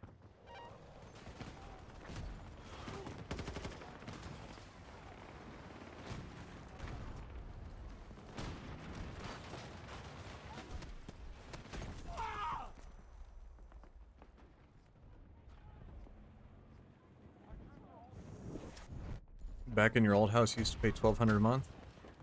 I in my 600 square foot apartment, I pay 1,300 here. Run back a second. Enemy tank on the ground. I'm close. One down. We're taking losses. That's insane. Haha. Haha. Yeah, it is. Yeah, it kind of is. I mean, like financially, it works out because of how much I make. So like, I make enough where that's like what I work for 1 week, and that's my rent. So like, I got most of my income is actually pretty free. You know, I don't feel like I'm getting ripped off. But yeah, like when you put it into perspective like that, the other places, it's pretty crazy.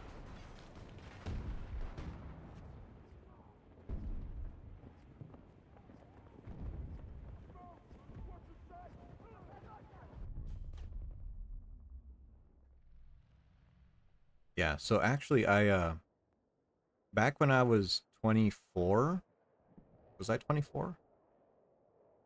Yeah, I guess I was.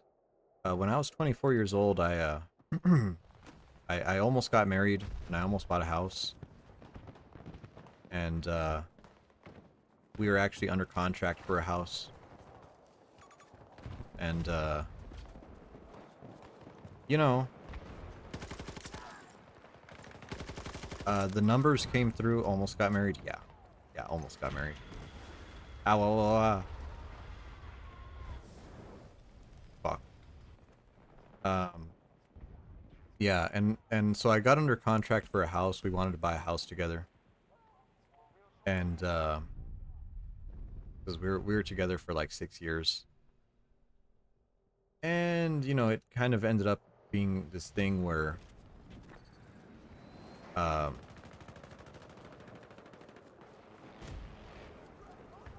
the mortgage we used, because there's a few different loan programs here in America, right? So um preferably most people are going to want a conventional loan, right? A conventional, federally backed and insured loan is always the safest bet, because it's a loan that for the banks is very safe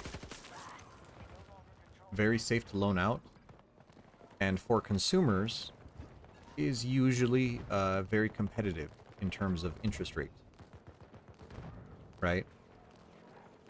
And this was at a time when the interest rates were crazy low. They were just under 3% um,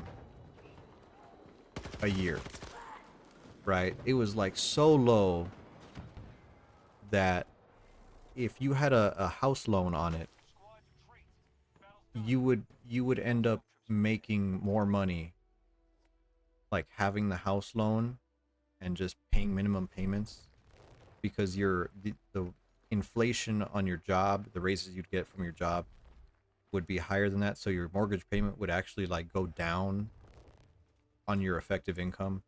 It was like such a low time, and I was like, oh, you know, we should buy a house. So we almost bought a house, and it was like 300,000 is about that, right? It was an old house, fixer upper. Um, but here's the thing: I didn't have that much money saved. So we were using an assistance program, right? So for a conventional loan, you need to put 20% of the value of the home as a down payment, right? And that seems pretty standard, 20%. Well, I didn't have $60,000 lying around. But there's low income first time home buyer types of programs that can get you a loan for a home as low as 3% down, right? And so 3% down, that's a lot doable. 9 grand. Yeah, I got 9 grand lying around. So I was like, okay, we found a home. Okay, we found a lender for it too. They were like, all right, you know, first time home buyer, a low down payment program, we could do it.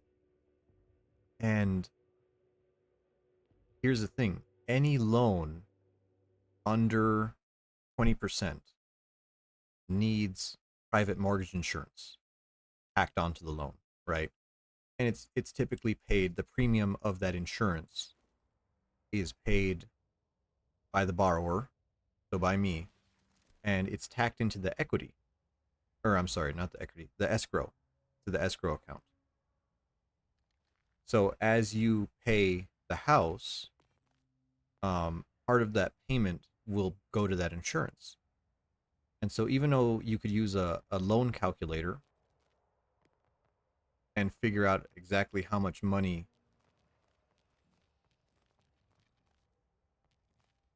you think the house will cost you, it'll actually cost you a little bit more because, you know, of course, the taxes and the equity. Is that fucking Isaac Clarke from Dead Space 2? What the fuck?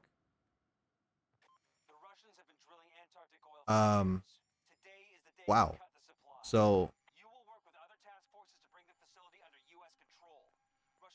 the mortgage payment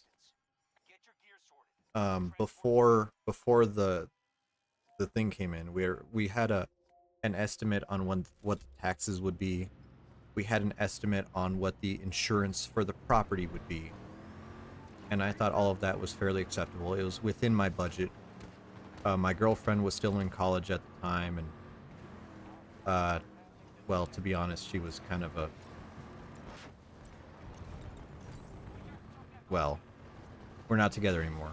So, um, I kind of based all the house stuff off of my income, really, because she was a little bit unreliable with work, and so ended up being that I could afford it. We were feeling pretty good about it. And then the mortgage insurance came through. And it takes a little bit for the mortgage insurance numbers to come through, how much the premium will be. So we ended up finding out that the mortgage would go from $2,200 a month, right? Which at the time was, you know, doable. I was like, oh, 2,200? That's fine, right? I could manage that. You know, I don't feel bad about that number. But the mortgage insurance came through and they tacked on $900 a month onto that. $900 a month. And so my payment turned from $2,200 a month to fucking $3,100 a month. And I was like, I was flabbergasted. I was like, this makes my mortgage, like, because I had a car that I was paying off at the time. My car payment plus the mortgage plus everything, right, all together, would have been so much fucking money that I would have had like $50 for food every month. And I called the loan agent and I was like, hey, I just got the numbers in for how much this is going to cost me. And, you know how much I make because I've submitted all my documents to you. You know how much I bring home every month. I would literally not have money for food. And the loan agent told me, she says, well, sometimes you just need to buckle down. Maybe ask some family for some money. And I was like, what? A fucking loan agent told me that?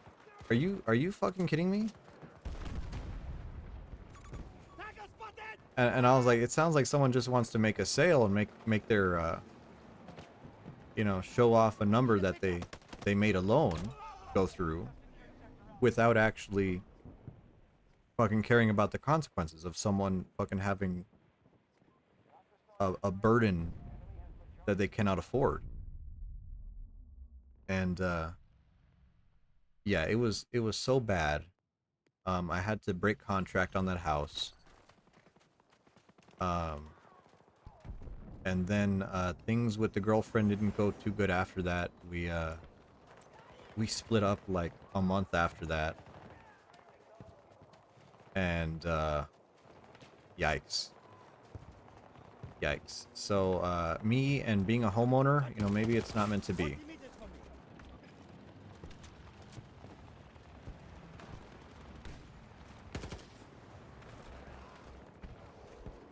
Out of ammo, got to reload!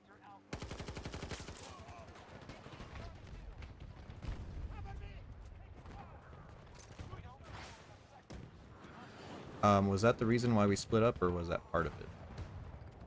No, we ended up splitting up for... No, it's been like 4 years, dude. It's been like 4 years. Why did we split up?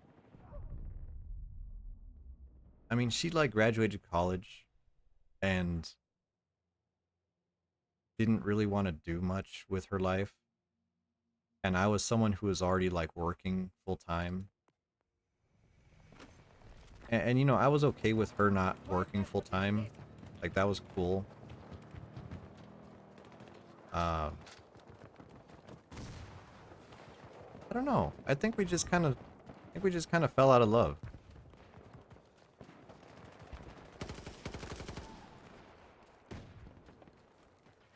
Yeah, I don't know.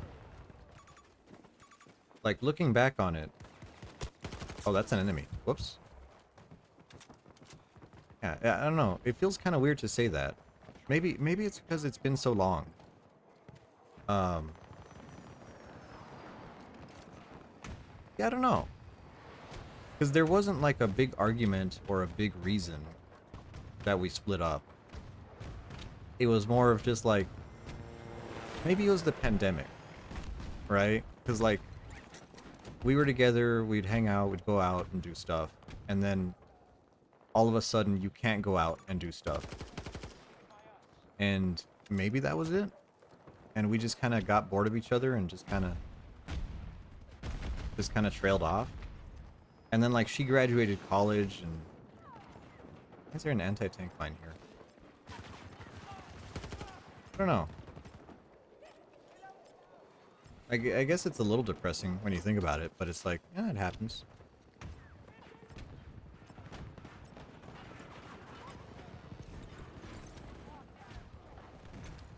You know what though? You know what though? I am gonna be spiteful here. Uh, I do remember that we were together for like 6.5 years. And, fucking 2 weeks after, okay, here we go. Here we go, vent mode. Vent mode, number one. She broke up with me over fucking text message. Right? That's number one. That pissed me off. Number two. Okay. Number two. She was with another dude 2 weeks later. Okay. Now, I don't know about you, But like, if you've been with someone for fucking 6.5 years, you think, maybe you'd spend like, maybe like a month, a month single, right?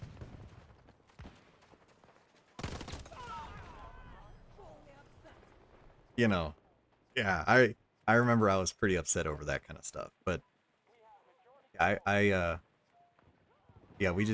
he split up with me over text. And when you open, okay,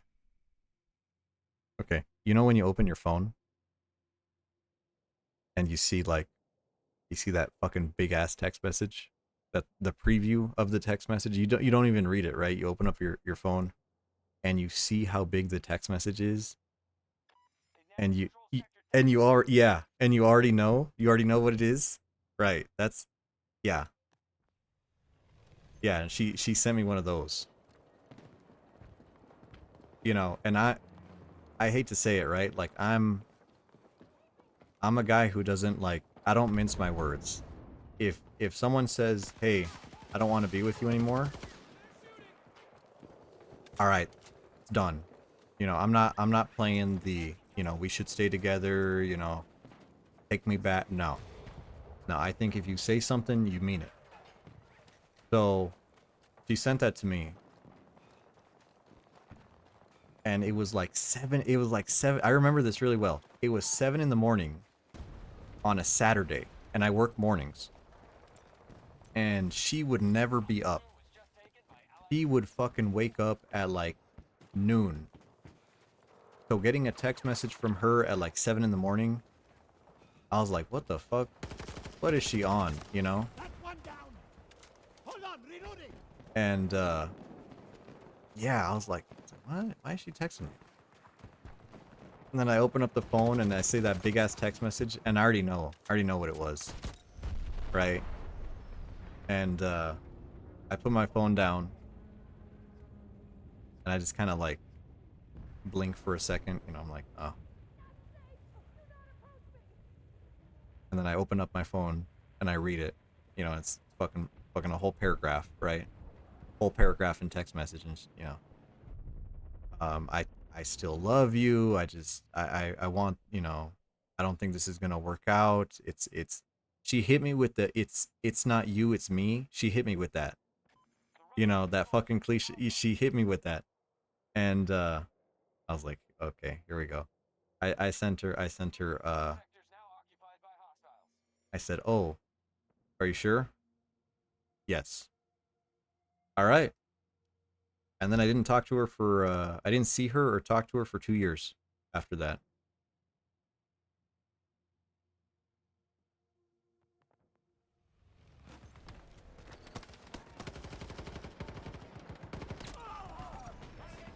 Crap spawn. Terrible spawn.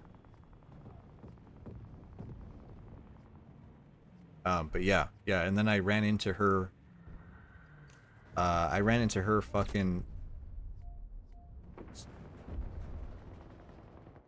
I ran into her at a mutual friend's party. Like her, because I dated her cousin for a little bit, and then that ended, but it ended nice. I'm still friends with her cousin. Her cousin is the one who lives in France, so I crashed at her house. Um, and so I was like, oh, hey, um, my sister's graduating. You want to come over? And I was like, yeah, sure, I'll come over. No problem. And then my ex was there, and I was like, oh, uh, great. But it was like 2 years already, and I was like, all right, well, no, nothing really left to say anymore.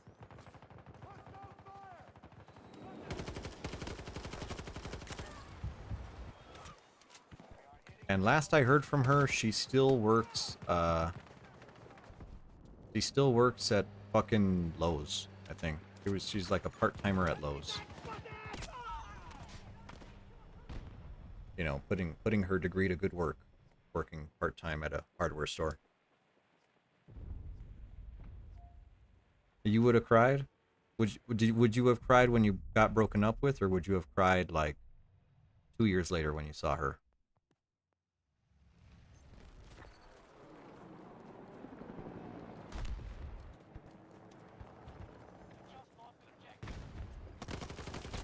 Oh, 99.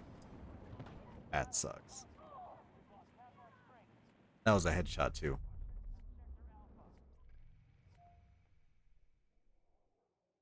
Yeah, it was a pretty crap situation. You know, it was whatever, right? And whoa, I haven't been in anything serious since then. Hostile vehicle, 70 meters from me.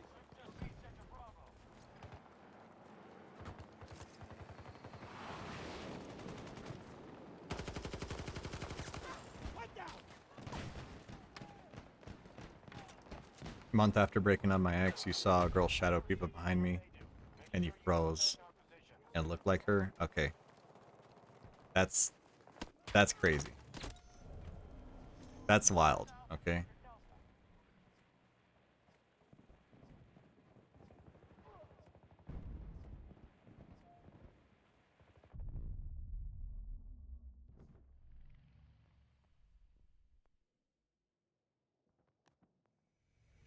Didn't know you were tormented soul snacks. I don't act like you've never had an ex. I'm sure you've had one, right? I don't mean to out you like this, but I'm sure you've been, Enemy vehicle you know, 50 meters from me.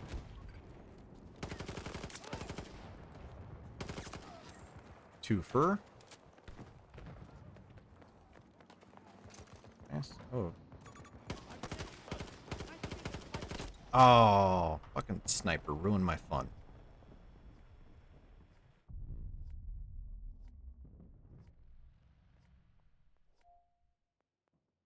That's fun on Charlie. But yeah, that's how that went. Um, I could tell you more, but honestly, Hostile soldier spotted, 70 meters from it's my been like position. 4 years. Memory does fade a lot. Last X made you punch a hole in the wall and threatened to call the police to have her leave. Well, at least you have a spicy life. There you go. Broken up over text message too. Oh, that's a lot of dudes. 2 years relationship for that. Yeah.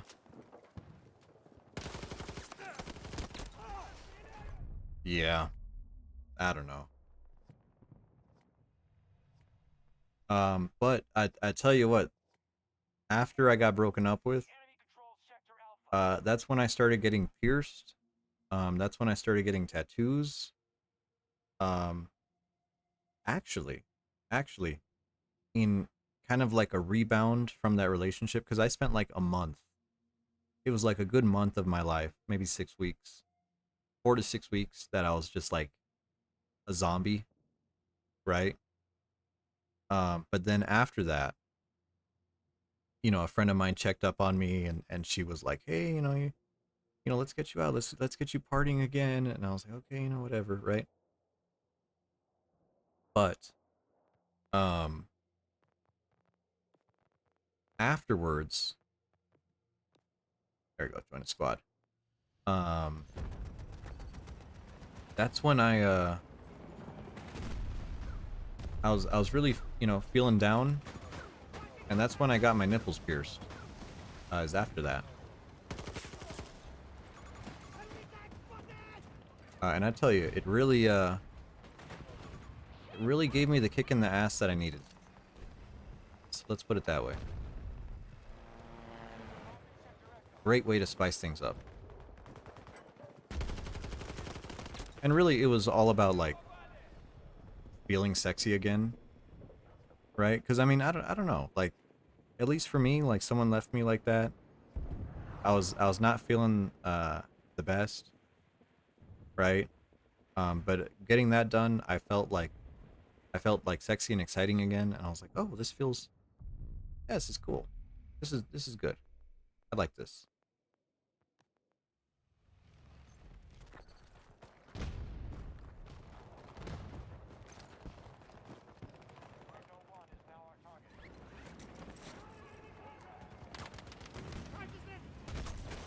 Haha, haha, get fucked, tank.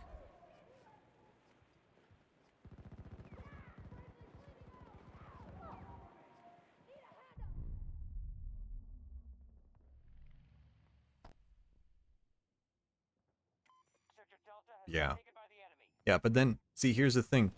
Um, that kind of got me into a weird situation too. Because when I was getting my first tattoo, after after the breakup, um, I went to this really cool Vietnamese guy, and he did my leg. And you know, you're there with the tattoo artist, and you chat with them, right? You're not gonna stand there for like 6 hours while they're tattooing you and not say a word. You know, you're gonna chat with them. And this guy was chatting with me, and he was like, "Hey, you know, what's up with you? What made you get your first one?" And just shit like that, just small talk.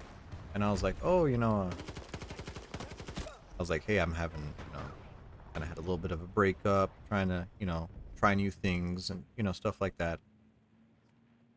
And then the guy says, "Hey, me too. Let's be friends." And I was, oh fuck, you know. I said, I'm not that kind of,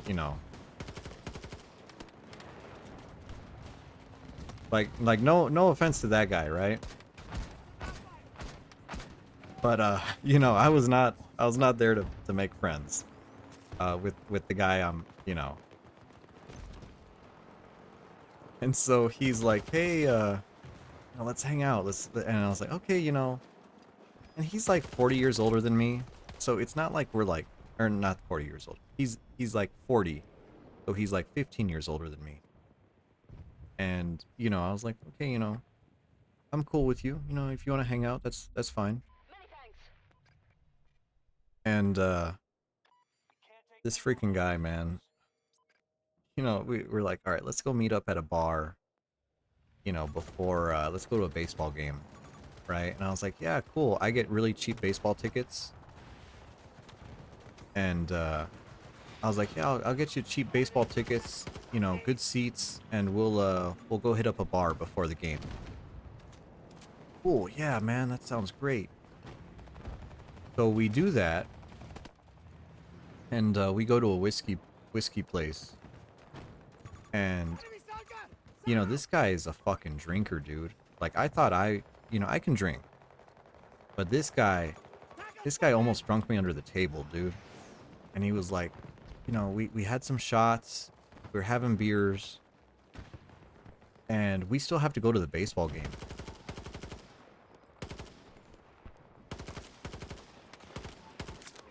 And I'm like, "Hey, you want to keep drinking?" He's like, "Yeah, man, we're just getting started. The game's like, 3.5 hours long, and we got plenty of time." I was like, "Okay, yeah, cool, cool. Let's have some more drinks."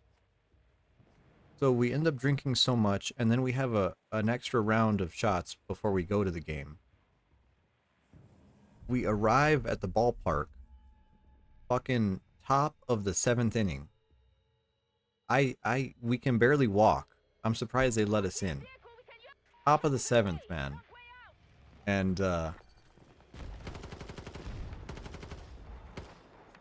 fucking we get more drinks once we're in there. Just pissed drunk. And I'm like, "Okay, maybe he was just letting off some steam. Right? Maybe he's just being cool." And I was like, "Hey, let's hang out again." But there's a movie theater nearby, and they do some really special stuff. They do like old reruns and stuff. And they were playing the movie Blackula. Black Dracula. Blackula. and I was, it's kind of a funny movie, but it was like Black History Month, so they were playing it, and I was like, oh, let's go watch that. That seems kind of funny. But he's like, all right, let's meet up at this bar. I'm like, all right, we're doing the bar again. All right. So, we meet up at the bar. The bar is not close to the movie theater at all, right? We meet up there. We have a couple drinks, and then I'm like, hey, it's almost time for the movie. Let's head out. He's like, yeah, let's go. We'll take my car. So he's driving. He's a little drunker than I am, and we get to the uh kind of heading towards the movie theater, and marijuana is legal here, but he decides to light up a bowl as he's driving the car, and I'm like, uh, I'm good, man. I'm like little uncomfortable, because I get piss tested at work, unfortunately. With the job I have now, I get piss tested, so I can't smoke anymore. Um, but he was like, "Hey, you want some?" And I'm like, "No, I'm good, man. I'm just getting a little nervous. Fucking 3 beers in a bowl. Maybe you shouldn't be driving.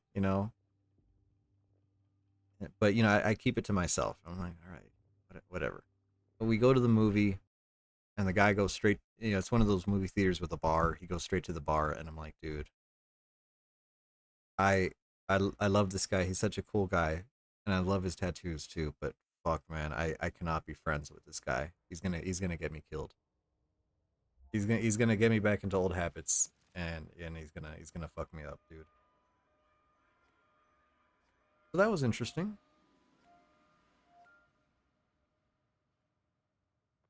The liberty of Singapore is essential to international stability. Today, they require our protection.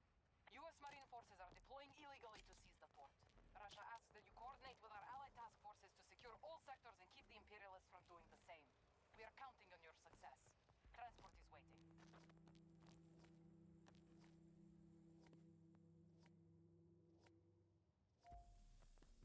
Yeah, I always hello, hello. I always manage to meet up with the most strange people. At least my current tattoo artist is a much normal person.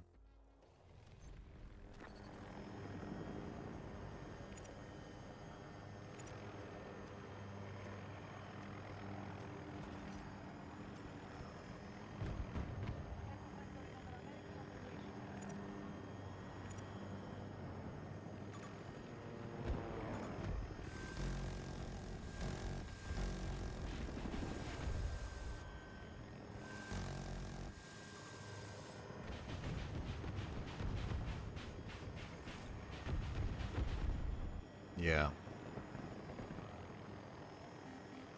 You guys have tattoos? Are you tattoo guys?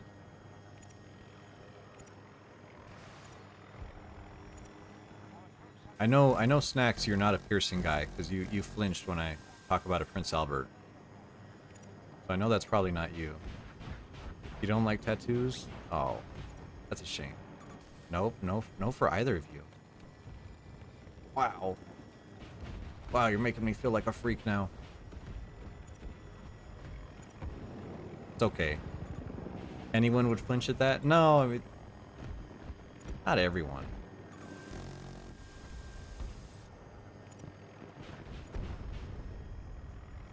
You like them, but you don't think you'd ever get one? Honestly, I was like that before the breakup.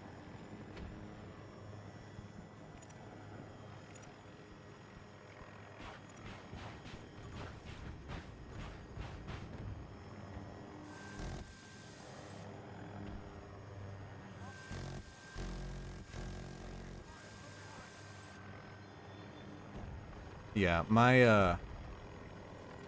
a friend of mine, the one who lives in France, she got her first ones, and they're I mean, maybe I'm a little bit prejudiced, right? Because I feel like if you're gonna get one, you know, don't be a pussy, right? Get a real one. But she went out and got like a little like sunflower smiley face thing, you know, which I think is uh a little F40, you know. But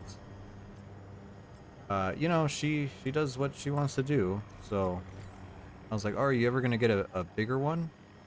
And she's like, "Oh, you know, maybe we'll see."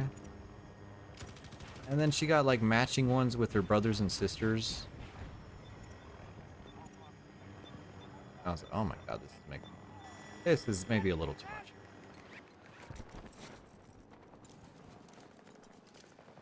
And yeah, I don't know if I'd ever get a matching tattoo with my brother or sister. It's a little weird. But then again, I'm not that close to my family. So maybe that's just me. Right.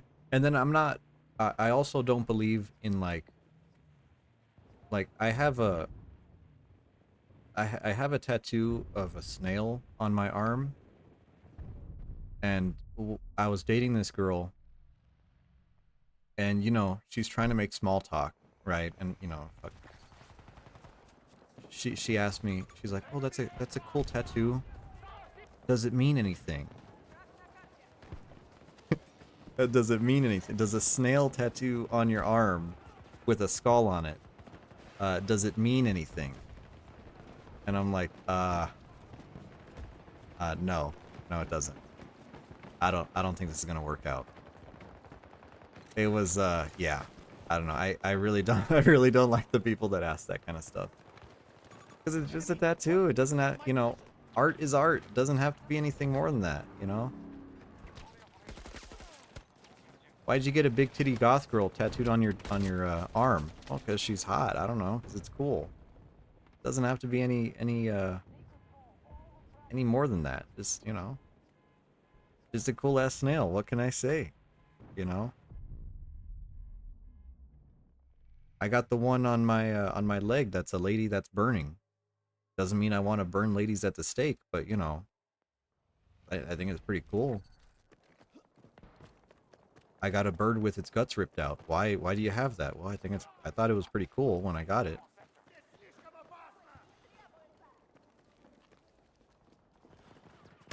Ow.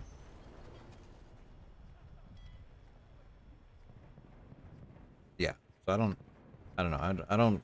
I don't believe in the is the bird one for gloomy? No, the bird one is no, the bird one is for condemned. It's condemned. I'm a huge condemned fan. That's the wrong button. Here you go. Here you go. Here you go. Have fun with that.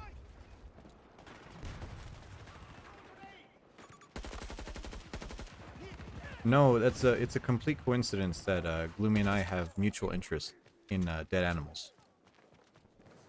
It's kind of funny actually. Like like we have the same interest in like fucking music, tattoos, gore. Trying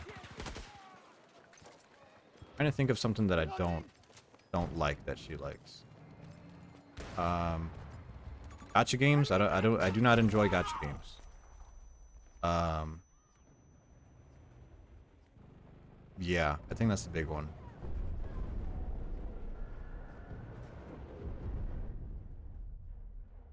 I don't know. This guy's gonna die. Dips and dip. Poor guy. Same for you and Misha. You and Misha have the same interests? You love biology? Oh, music. Oh, right. Wait, you like that glorp? You like that glorp music? Isn't that what she likes? I don't even know what glorp is. Oh, killed by a Korean girl.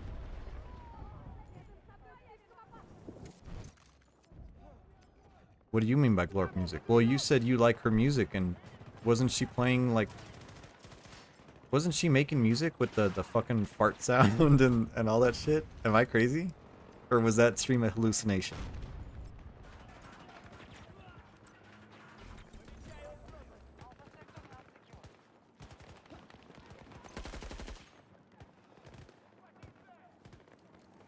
Oh, not her music, her taste in music. Oh, I thought they were the same. I thought if you like music, you'd make something similar to it.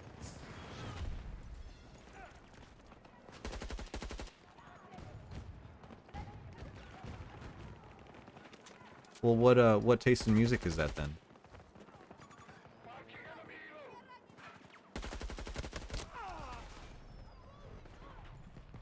Is that like, I don't know, I'm trying to think of what music I hear on her streams. And it's usually like anime stuff. Or it's,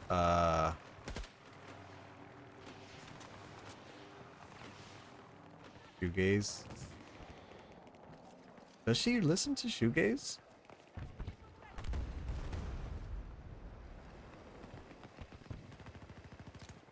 I feel really, I don't know. Okay, maybe, so I have a really big problem. And I don't know how to categorize music. Okay, I feel really stupid when I try to categorize music because, you know, there's so many different types that overlap, whatever. When I think shoegaze, I think of like really noisy rock, kind of like, fucking who did I go see?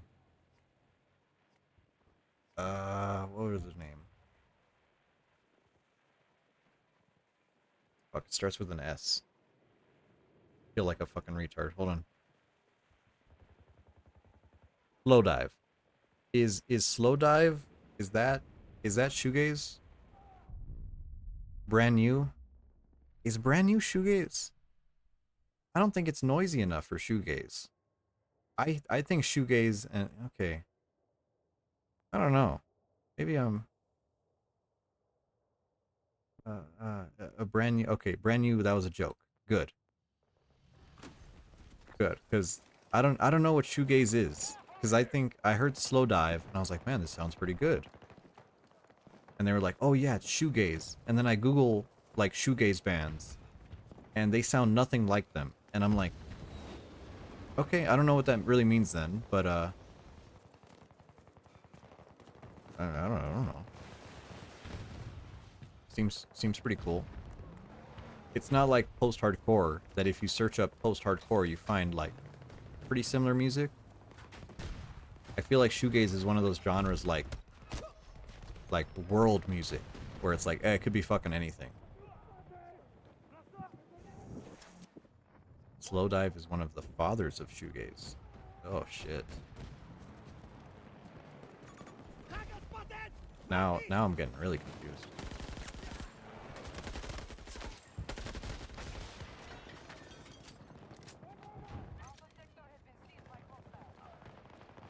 So slow dive is like old people music then.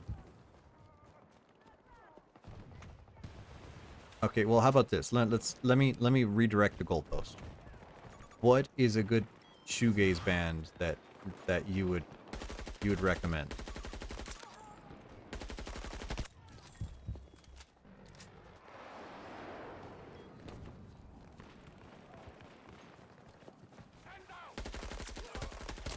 Oh, almost got the double. Tokyo. Okay. Okay, you're telling me the genre is called shoegaze and the band is called Tokyo Shoegazer. You're not fucking with me, right?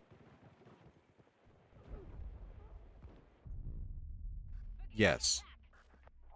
You're not. Okay. I'm I'm writing this down.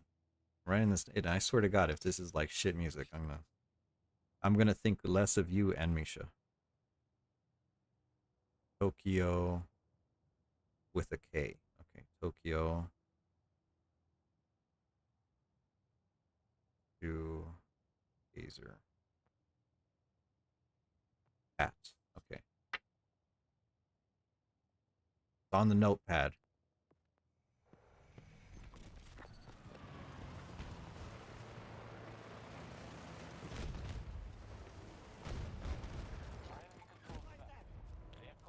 You know, I actually felt a little bad during the music submission. Actually, Snacks, you asked me for the music submission stream, right? Did you want to like look back and remember how Gloomy criticized you, or why'd you want to look back at that?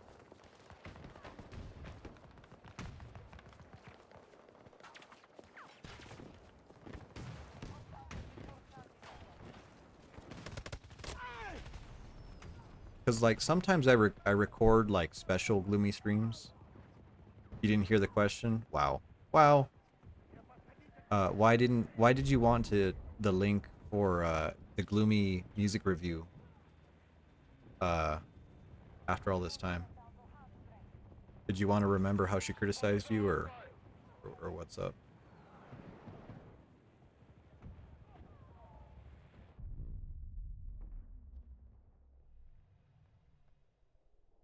Because like sometimes I record. She didn't criticize you. Um, I record like special Gloomy streams because they kind of give me ideas for like kind of like, you know, the more experimental stuff I really enjoy, and I could see myself like pushing myself to do some of that. Buses out.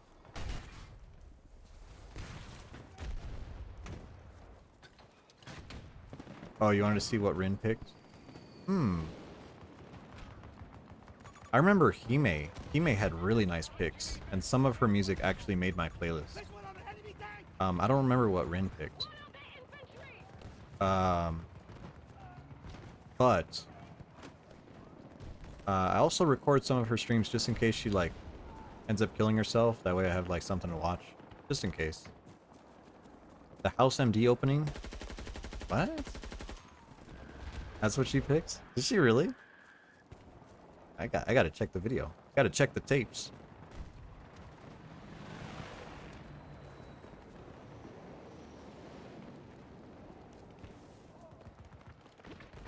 The house opening is a real song? Hmm. Yeah, I know someone else put up fucking we know what's gonna happen, you don't know when. Oh, the Massive Attack song. Yeah, that's true. Okay, where are my bullets going? That guy's fucking That guy's playing from the fucking Congo, dude. Yeah, you know when you know what's happening, you just don't know when. I don't know. I don't think she's gonna off herself because she's a little too self-aware of it. But I definitely think she's gonna quit streaming eventually. And the thought of that makes me sad because there was a streamer who, well, they were a YouTuber first. There was someone who I really looked up to,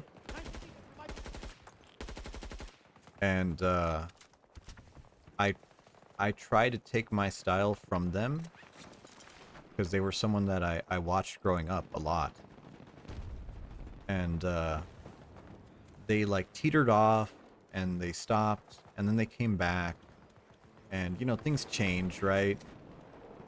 And they never came back to it the way they used to.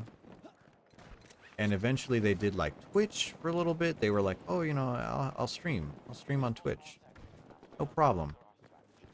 And that lasted like a couple months. And they were like, no, I really don't want to be online anymore.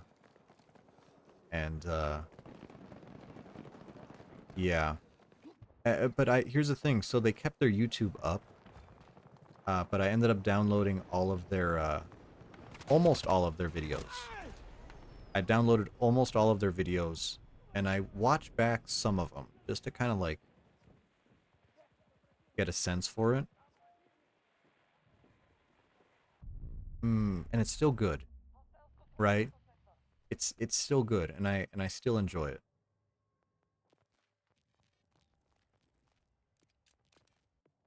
Go back to the regular barrel.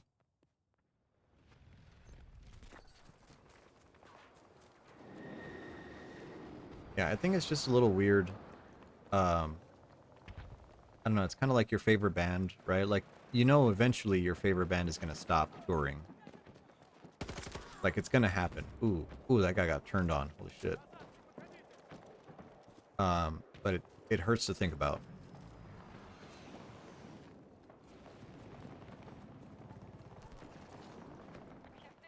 But I do like Lumi's style a lot. I think it's been very, at least in the 7 months that I've watched her, it's very consistent.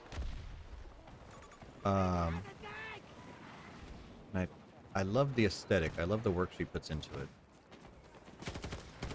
And actually, her new "Be Right Back" screen, the new one, I felt so happy when I saw it because Explosive deflect. I was like, oh, it's Gloomy's gonna she's gonna blow her brains out. Yeah, yeah. Those who it's gonna be the debut and Flesh Tuber debut, and then it's gonna end with a Kurt Cobain reference. Um,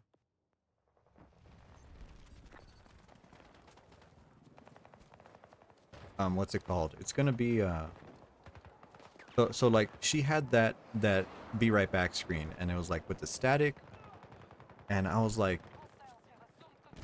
really impressed because I was like, wait a second. When I started streaming this model, my "Be Right Back" screen was an image that I kind of halfway turned into oh, it's one of these fucking things. Get away from me. That I used like static on and distortion with music on top. And I was like, oh my god. Oh my god, she did the thing, right? And it felt like really validating to like make something and see the similar style. I was like, whoa. That one I really like that. I really like that.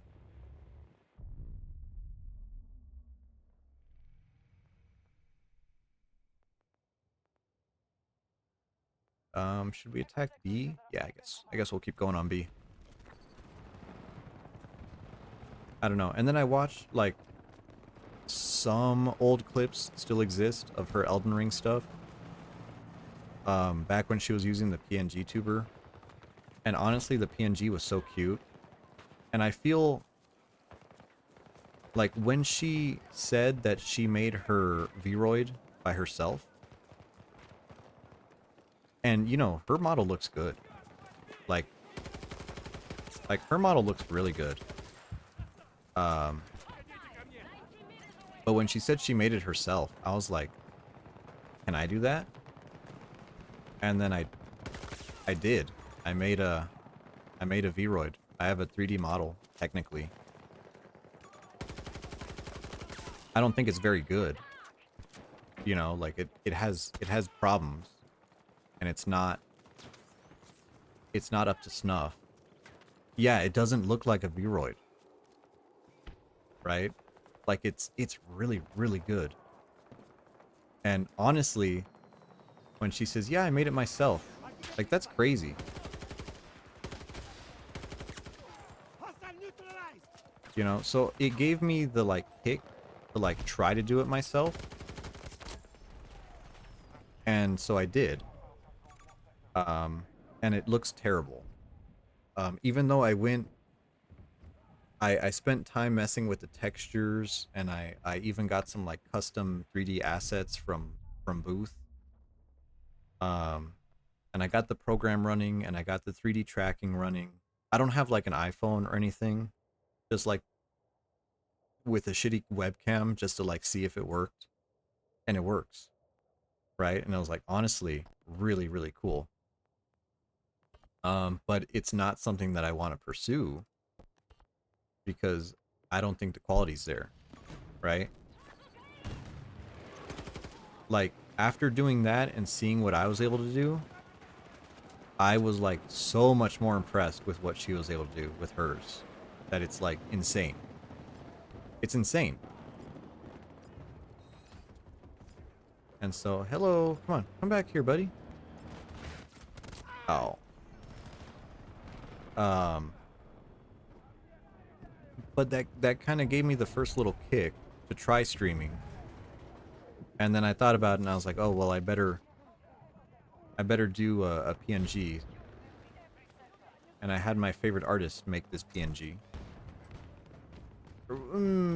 not my favorite artist, but top three artists. And here we are. Enemy tank spotted! Here we are, just like that. And honestly, I wish Gloomy did more 3D gags. I think 3D gags are really funny.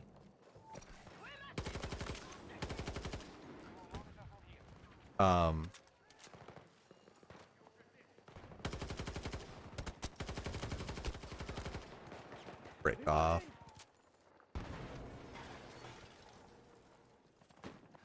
This is the last of the American She should, yeah. Well, I mean, not she should because she has another model. Plugging yourself. I see you out here, Snacks.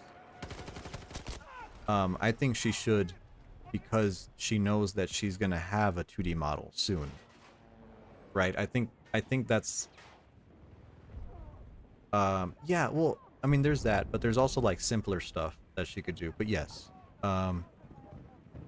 There's two VTubers that I watch sporadically. I don't watch them very often anymore. But one of them was a French Canadian, a Quebecois VTuber, Laloon VT, and she even does like interviews and stuff. And she has one camera for her body tracking, like head position and torso. She has another camera for face tracking. And then she has a third camera for hand tracking. And even though she started VTubing as a joke, like she was a streamer, a regular streamer first, and then on April Fool's Day, she showed up one day as a VTuber and was like, "Hey guys, what's up?" You know, as an April Fool's joke. And then people were like, "Hey, that's pretty cool." And then she just kind of stuck with it. And honestly, that's really cool. But she has really good 3D tracking. And the one who does the best 3D gags that I've seen so far is probably Ichilua, I think. There's like two eyes in there. And hers, she has like redeems hooked up, and I think it's through Warudo. I don't know what program she uses, but I assume it's Warudo. Where like a tank will roll up on the screen and shoot her, and her body will like ragdoll and land somewhere before like resetting, right? And like viewers can like throw pies at her and hit her with a water hose, and her character will just fly off. And I'm like, that's a really good 3D gag. That's like really funny. You know, but I understand that takes like that takes a lot of horsepower from the PC. That takes another camera, probably. And I could imagine those redeems are hell to set up. And then you probably need the right bones on the 3D for it to handle that type of thing. Yeah.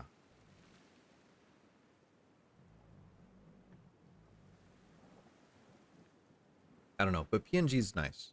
PNG's nice. I know Bry uses, well, Bry makes his own PNGs on stream, and those are fucking insane. I don't know how he does the head separate from the body.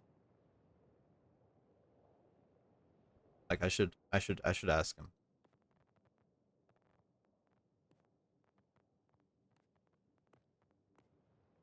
Because all of his look really good. And the fact that he draws them on stream is even crazier.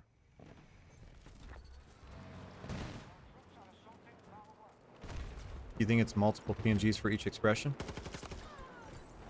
Well, I mean, yes and no. Yes and no, because he has, at least from what I'm able to tell, he has a separate head from the torso, right? Like, the head of his models is separate from his torso, because when he talks, the head moves and the torso does not. So it's kind of a weird setup that he's got going on. Although I'm sure it's not actually that crazy. Um, in fact, I have multiple models, technically. Um, like, so here's me. Whoop. Oh, cut me off at the legs. Here's the regular me, right? And then I actually have these on hotkeys. That's regular. Here is bags under eyes. And you see I set a different motion for when I'm talking on this one. The other one, just up and down, right? This one has a little bit more bags under the eyes. And then this one is sweaty. This one's like sweaty and covered. Actually, let me zoom in here.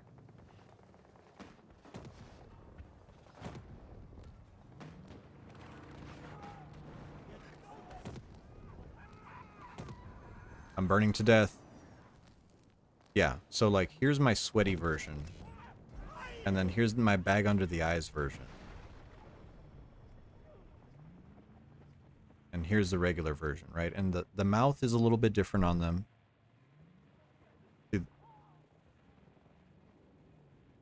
And then the sweat. And then I had this one made as a joke, but I was able to cut it out. So this is the fish version, right? And these have been very, very easy to set up. And I do like them. So, and then I have another one coming in. There we go. I have another one coming in that will be, same artist, right? I love Kam Shikam. But we'll see what it is. Spoiler alert. It involves a harpoon. Ah, yes. Ah, there you go.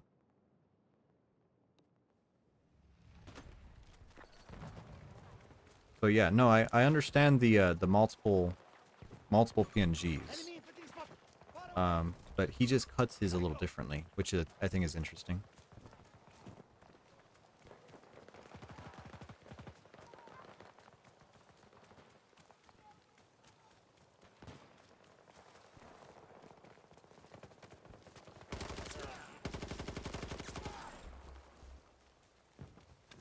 Меня задели! Помогите! Срочно нужен медик! Yeah. Snacks, when are you gonna debut? When's your debut date? I'll put it on my calendar. Give me an assessment. Everything's going as planned. I'm sure you're probably gonna make your own model, TBH. February 32nd. Snacks debut would be insane. What do you mean? What do you mean, Pi? You mean like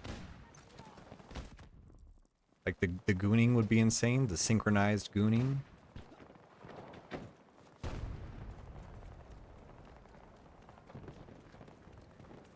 Like I feel like Snacks would have a really, because like you have your little OC, and I feel like that'd be kind of cute. Wow, that jet. Oh, poor jet. So much for that guy. I feel like Snacks would be like, I don't know. Would you use that model? Like, would you use a female model? Ow.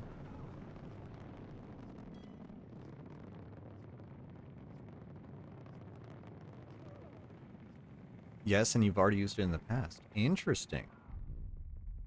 Do you use a voice changer or no? Or do you rock the like Baby Niku style? We need a medic!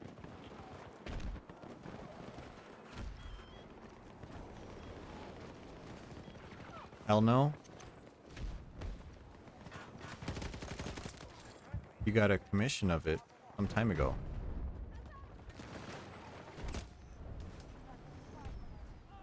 A commission of your model? So is your model that girl? Or is it someone different?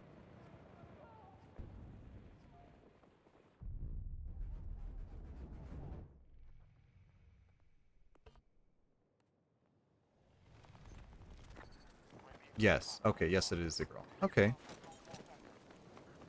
Well, that's cute. You hooked it up to Viato Tube and everything. Oh, yeah, use Viato Tube too. Yeah. Yeah, honestly, it's a great program. I don't know why it works the way it works, because now it won't shut down. I have to like shut it down by force every time.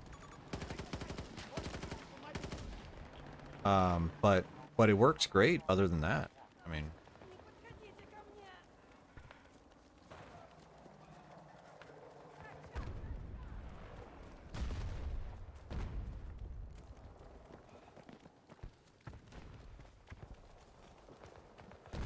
I could see you out there, Snacks. #1 Chilean VTuber. Hostile infantry sight. 70 meters from my position. Oh, almost got the second guy.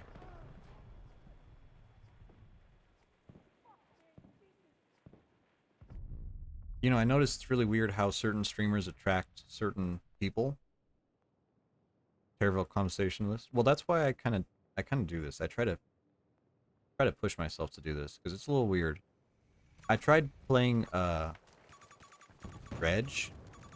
I did a Dredge game uh the other day, and it was like a late night stream. I don't think anyone watched it, thank God. Uh but like if I'm playing by myself, especially in a game like this, it's really stop pinging, dude. What an asshole.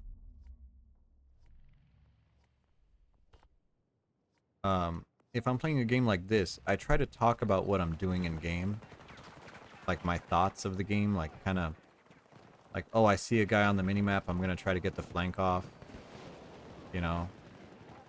There's a guy parachuting in, that guy's behind cover, I'm not gonna make that shot. You know, just kind of general game stuff. That guy's a sweat lord. Level 742. Yeah, go fuck yourself. Um, and that's kind of how I get, you know, kind of keep the voice going, because it's hard. It's definitely really hard. And I tried playing Dredge the other day, and thankfully no one was there to watch it, because that is a very quiet game. It's a very like chill out and just play the game. And I froze up so bad. I could not keep it up. Who is shooting me? A prone man. Great. It's really, really hard to talk during that game. I was like, all right, here's 5 minutes of talking, and then I had nothing else to say. I was like, holy shit, dude. Holy shit. You know, I was like thinking of topics, nothing. I was blanking out, and the game doesn't help. The game doesn't help at all, right? But then there's no one in the stream, so it wasn't like that bad. It was like, oh, I'll just quietly play the game. But then I was like, oh, you know, I don't like watching those types of streams. You know, I try to think about what would I watch, and would I watch someone like silently playing a game? That's like kind of weird. Or maybe it's not weird. But it's like not up to my standards, right? Because I'd rather the room be a place where someone can come in and talk and just jump in and be like, "Oh, hey, this is my contribution to the conversation." And there you go. It's easy, right? But when a streamer is like quiet, and then you like pop in and say hi, and then they're like, "Hello, I'm gonna start talking to you." Oh, it's so weird, man. It's so weird. I don't like it. It really scares me. And if I'm like watching a game that has only like one streamer, and I'm like, I want to watch this guy stream and I want to say something, but I don't want him to start like singling me out on conversation. Yeah. Oh, it's so weird. So it's kind of hard. 50. Oh, sniper. Disgusting. It's hard being the focus of the streamer. Yes. Yes, it is. And you want to make it seem like there isn't a focus. and you feel obligated to respond, right? And when there's only one person in the room, it feels really weird, right? Or one or two people in the room, right? And you don't want the conversations to be too intimate either, because then someone else feels like they can't get in, right? And it kind of reminds me of here's a extreme example the other way. I was watching a streamer, and they are a PNG tuber, and I think they're very cute. And they were playing Dark Souls, of all things, right? Oof, Dark Souls. You know, and Dark Souls attracts backseaters, okay? And I understand that some people really don't like backseaters. I don't really care either way, to me, because I usually play all the games on stream. I've already played them, usually, so I know what to do. But they had, you know, a big message on the screen: "Do not backseat, do not spoil." And I was like, okay, you know, gotta respect that. Gotta respect that. And they had like 2 mods that they were holding like 90% of their conversations with. And I was like, you know, I get it. Like, you know, a lot of people start off small, and then the mods are kind of like the first chatters, and of course they've known them the longest, so they just kind of become the mods. I was like, okay, you know, cool, no problem. No problem there. And they were in Ash Lake fighting that hydra. And I made a comment that was like, hey, that hydra's pretty cool. It's different from the other hydra. Right? Because there's only 2 hydras in the game, I think. No spoiler. I didn't say what it did. I didn't say what was different about it. I left it completely open-ended. Right? It is. Yes, it is. It is unique, right? And I left it open-ended like that to kind of like spoon feed a little conversation nugget, right? Like, hey, you know, you could talk about this and there could be a conversation here, you know, trying to be a half-decent chatter. And I immediately got fucking timed out. And, oh, they died. I immediately got timed out, and the fucking mod posted the same thing that I said to the streamer, and then they showed him how it was different. And I was like, if you're just gonna do it like that, just make a YouTube video, right? Just do a YouTube video of like, hey, blank plays Dark Souls. Why, you know, if you're not gonna interact with the stream, why even stream, right? That's kind of the point, I think. You know, maybe I'm crazy. Um, yeah, and to this day, you know, I don't go back into that person's chat because I know what it's like. And it's like a huge example of what not to do for me, right? And I'll tell you what's special about that hydra. That hydra can fly. It has a special flying attack.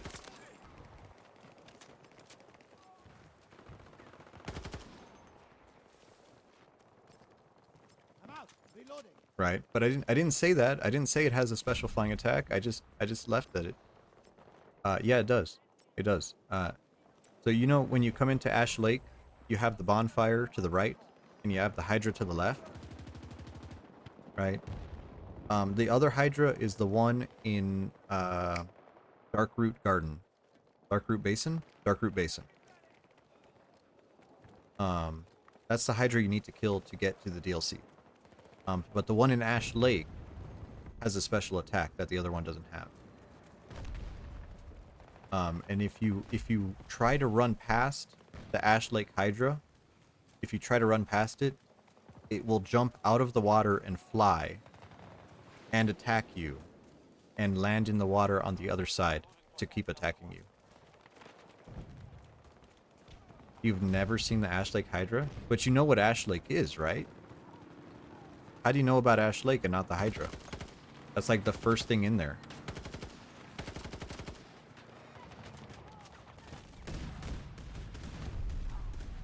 You have 300. It's literally the only enemy in there.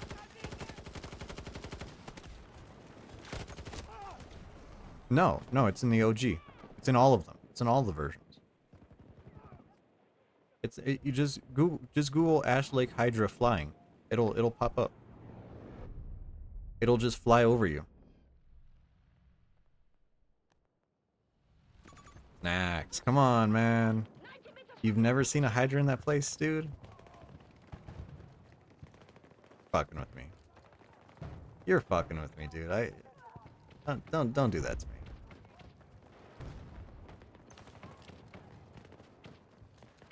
Dude, where does this tunnel go? Holy shit. You thought it was weird that that place was so quiet? Did you have like your brother playing the game too or something, or?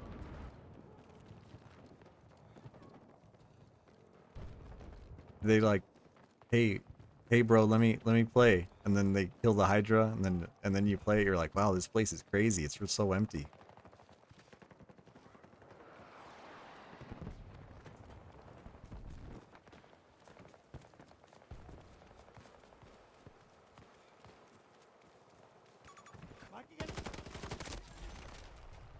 You're gonna kill you? Okay.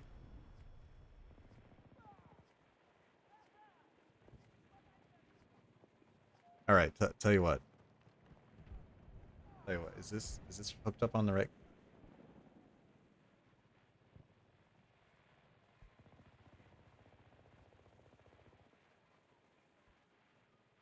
Okay.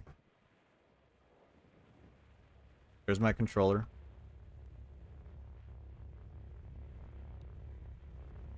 Okay, I'm gonna show you this Hydra. I'm gonna show you this fucking Hydra. Okay. I bet you we could get to the Hydra in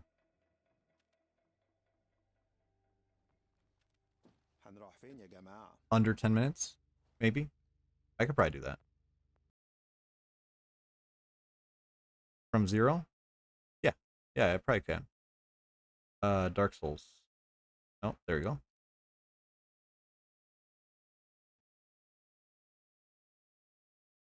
I'm telling you, I'm pretty good at this game. We're not gonna beat it in 10 minutes because it's pretty hard.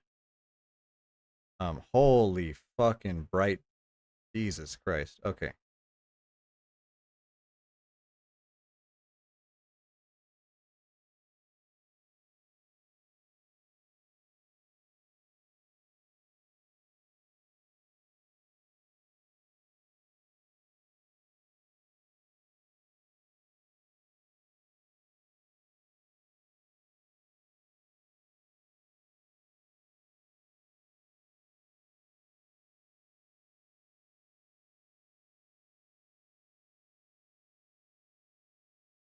Okay. You're gonna get a sandwich and pee first? Yeah, sure thing. I'm gonna make a character.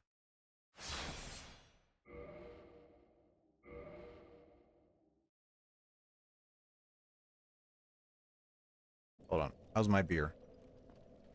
Oh. Actually, I already have a character here. Interesting.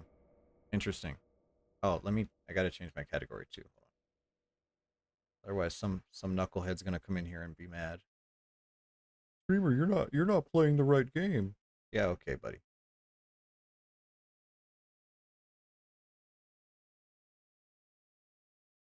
Did I? Oh, I closed my thing. Hold on.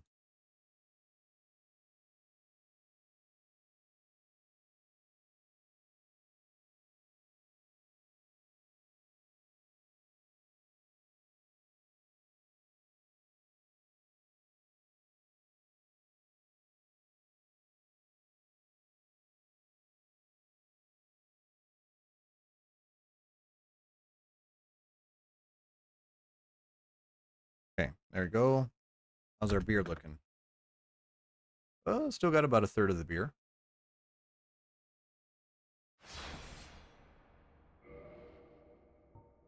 New game. Okay. Let's see. I forgot we could type in this version. Let's see.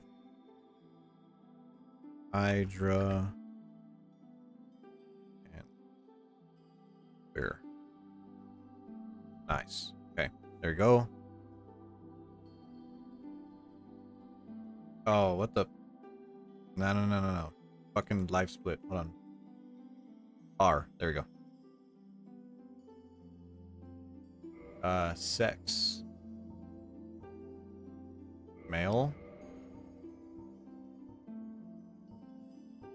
Want something with a shield, preferably.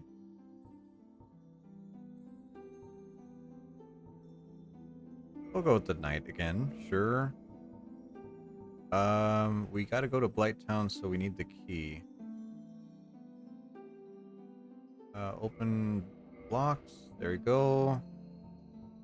Make a little guy. See how happy he is? He's happy because he's gonna see a hydra.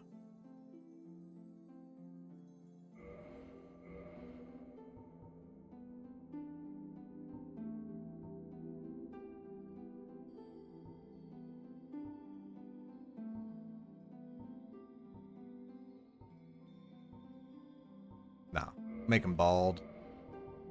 And we'll give him black eyes. Alright.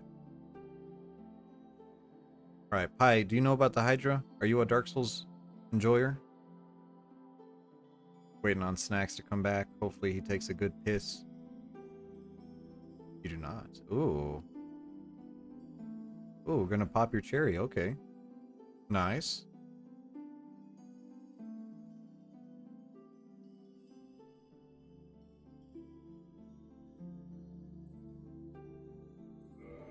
Alright, you know what? I'm tired of waiting for him.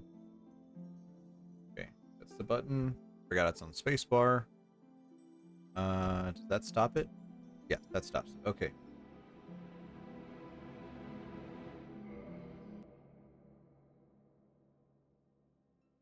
One. I used to watch a streamer speedrun this game. Nope, that's not it.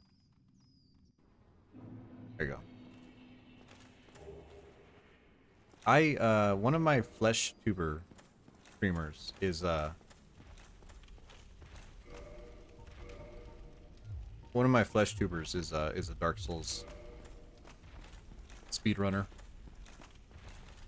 And actually one of the VTubers I watch, one of the first VTubers who I actually watched was is still a Dark Souls speedrunner.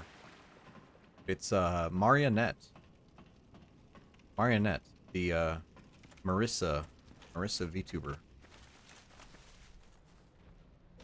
I don't know why I'm getting this fire. I don't need it. But he's pretty good.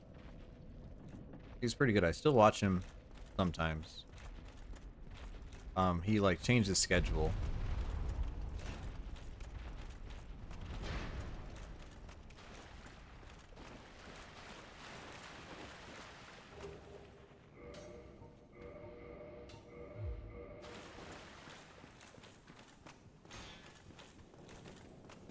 You're back. There you go.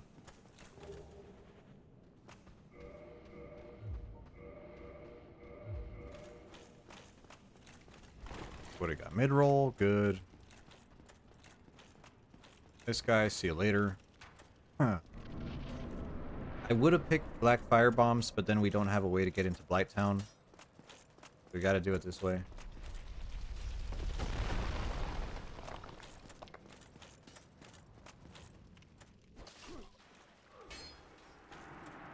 I don't really remember how to drop... Ooh, actually, I forgot. This game's really dark. This game's really, really dark. So I'm gonna have some trouble getting through Blighttown properly. But I think we could do it. Yeah. Do I remember the route how to get through Great Hollow? I guess that part doesn't really matter. Okay, fucking fat ass, get through the...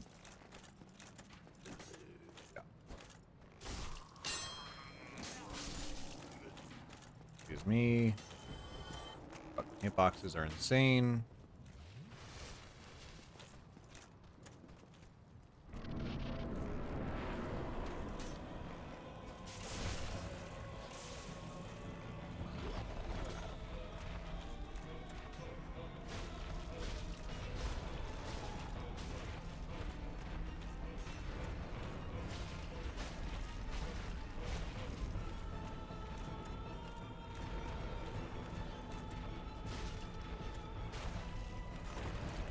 Oh. There you go.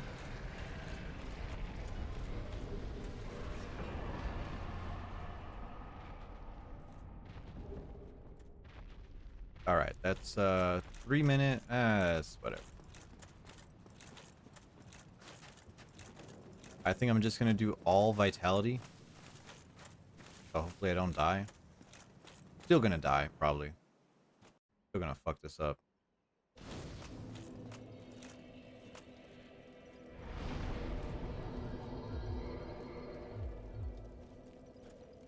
Okay, and down we go.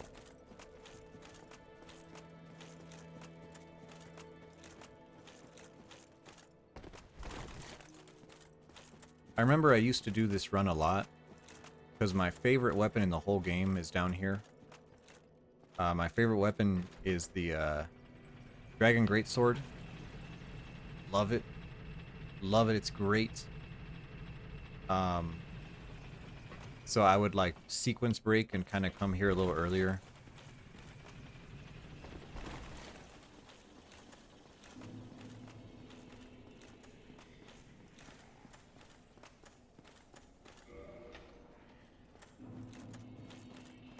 Valley de Drake. All right. What are we at? 4.5 minutes? We might get there at like 12 if we don't die. Astora straight sword. Astora is a good one. I do like Astora. Although I like it better in Dark Souls 3. Dark Souls 3 was my that's my ish.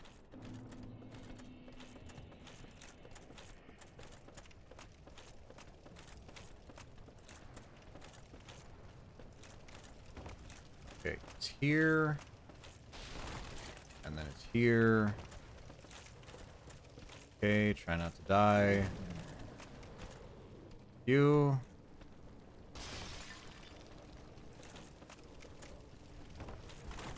There it is. Okay, I see it now.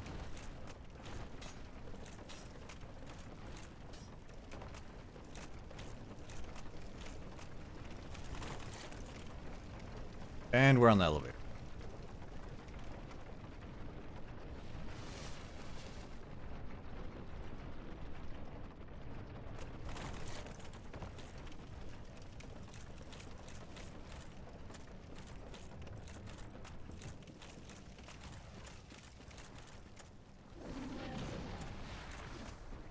I looked on the save that we had from our other Dark Souls run, and technically we were right here at the bonfire. So we could have saved 6 minutes. Not that it's very worth it, but empoisonnement.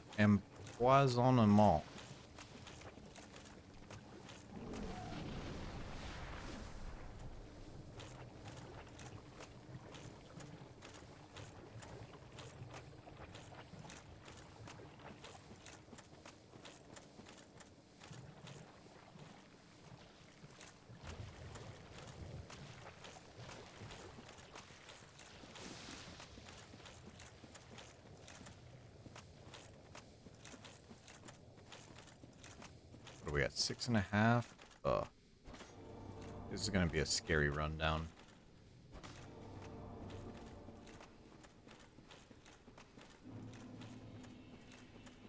La Grande Carcasse.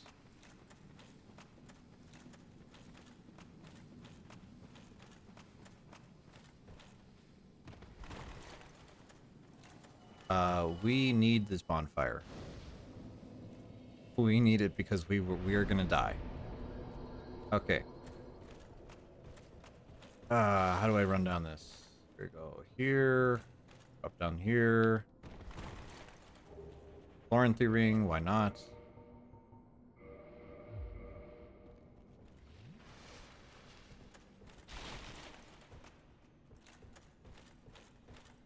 I already fucked it. I fucked it. I saw the branch. I should have rolled forward. Terrible. Terrible. I'm washed up. Okay, let's try it again. Here. Roll. Okay. Ooh, nice.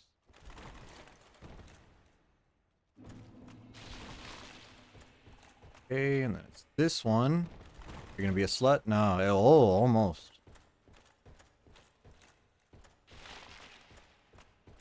Okay, and it's... Am I crazy? No, no, no. Whoa. Oh. Fucking... Who buttered up this tree, dude? I think it's that one.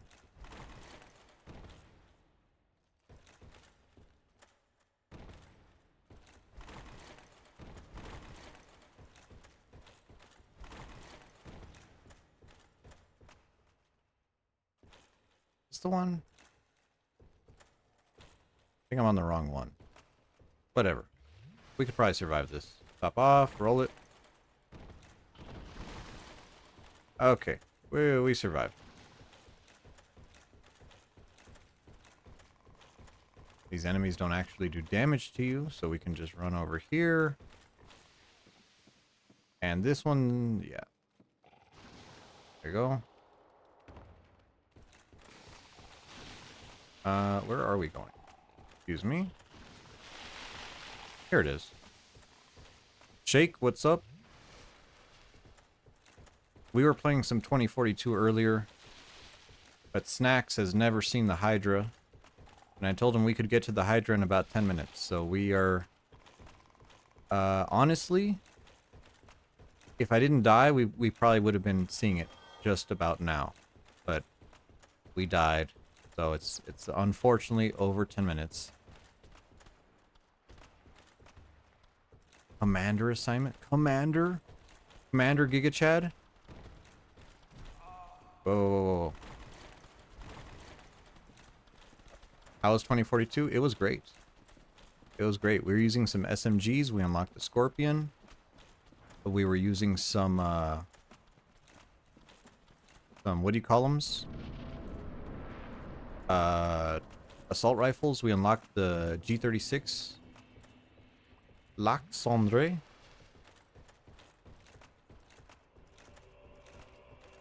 Oh, this is a really funny thing. Hold on. Okay. You hear the music? I'm gonna turn it up for you.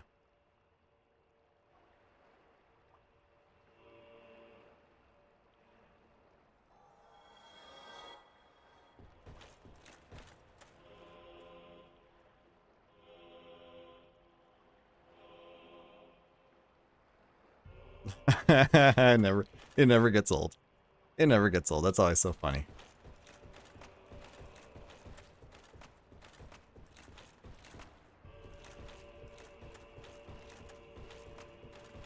Hey, look at that Hydra. Whoa. Cruise missile auto aim. Man, there's a first for everything. Holy shit. Cruise missile auto aim. That's fucking crazy.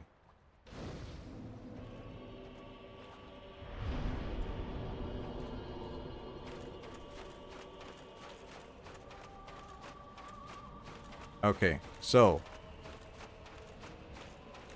there's the Hydra.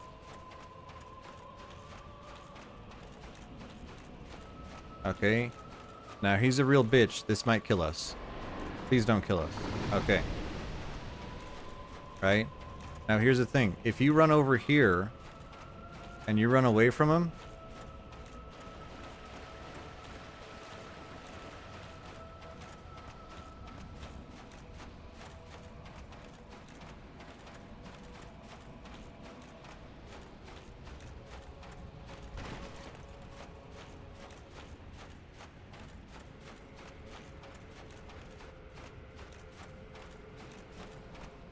come on, buddy. See him?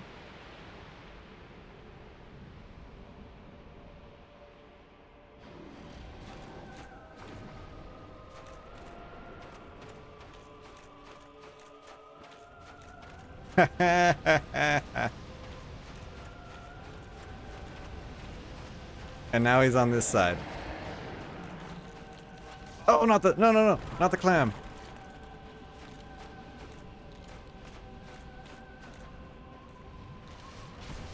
Ah, this thing's gonna fucking kill me. Well, there you go. We saw the hydra. Yeah, so that's the unique hydra of Dark Souls. Yeah. And if we didn't die and we didn't fuck around with the music, you could have gotten here in 10 minutes. So, I think that's pretty funny. Um how do I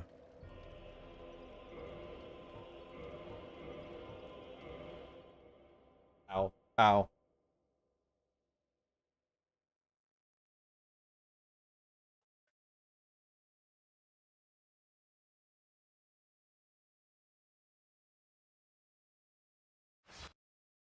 Okay. Well, whoops. That's not it. That's the wrong button. Sorry about that. Here's the new Rin art that came out today. I'm stuck in a net. Why does that fish have big lips? It's a little attractive fish. Pretty fun. Really cute. Really happy that it happened. Thank you, Rin. And I've been streaming for about 3 hours. It's 2 in the morning. Unfortunately, Gloomy's collab went a lot later than I expected, and I didn't want to just go and fucking start streaming without catching the end, although the end ended like how I thought it would end. Terribly. So I don't I don't know why I stuck around to the end, you know, TBH. I knew I was getting in myself into watching that collab, dude. Um but thanks for coming. Thanks for chatting. I had a good Battlefield 2042, unlocked a lot of guns today. Shake, have it take it easy. Have a good one. Lunley, hi, snacks. I hope you don't get banned for being a missile hacker. Shake, you know, I hope you get that worked out. I'll see y'all tomorrow. I'll probably play Yes again in the morning after I eat some enchiladas. All right, so everyone have a good night. Take it easy.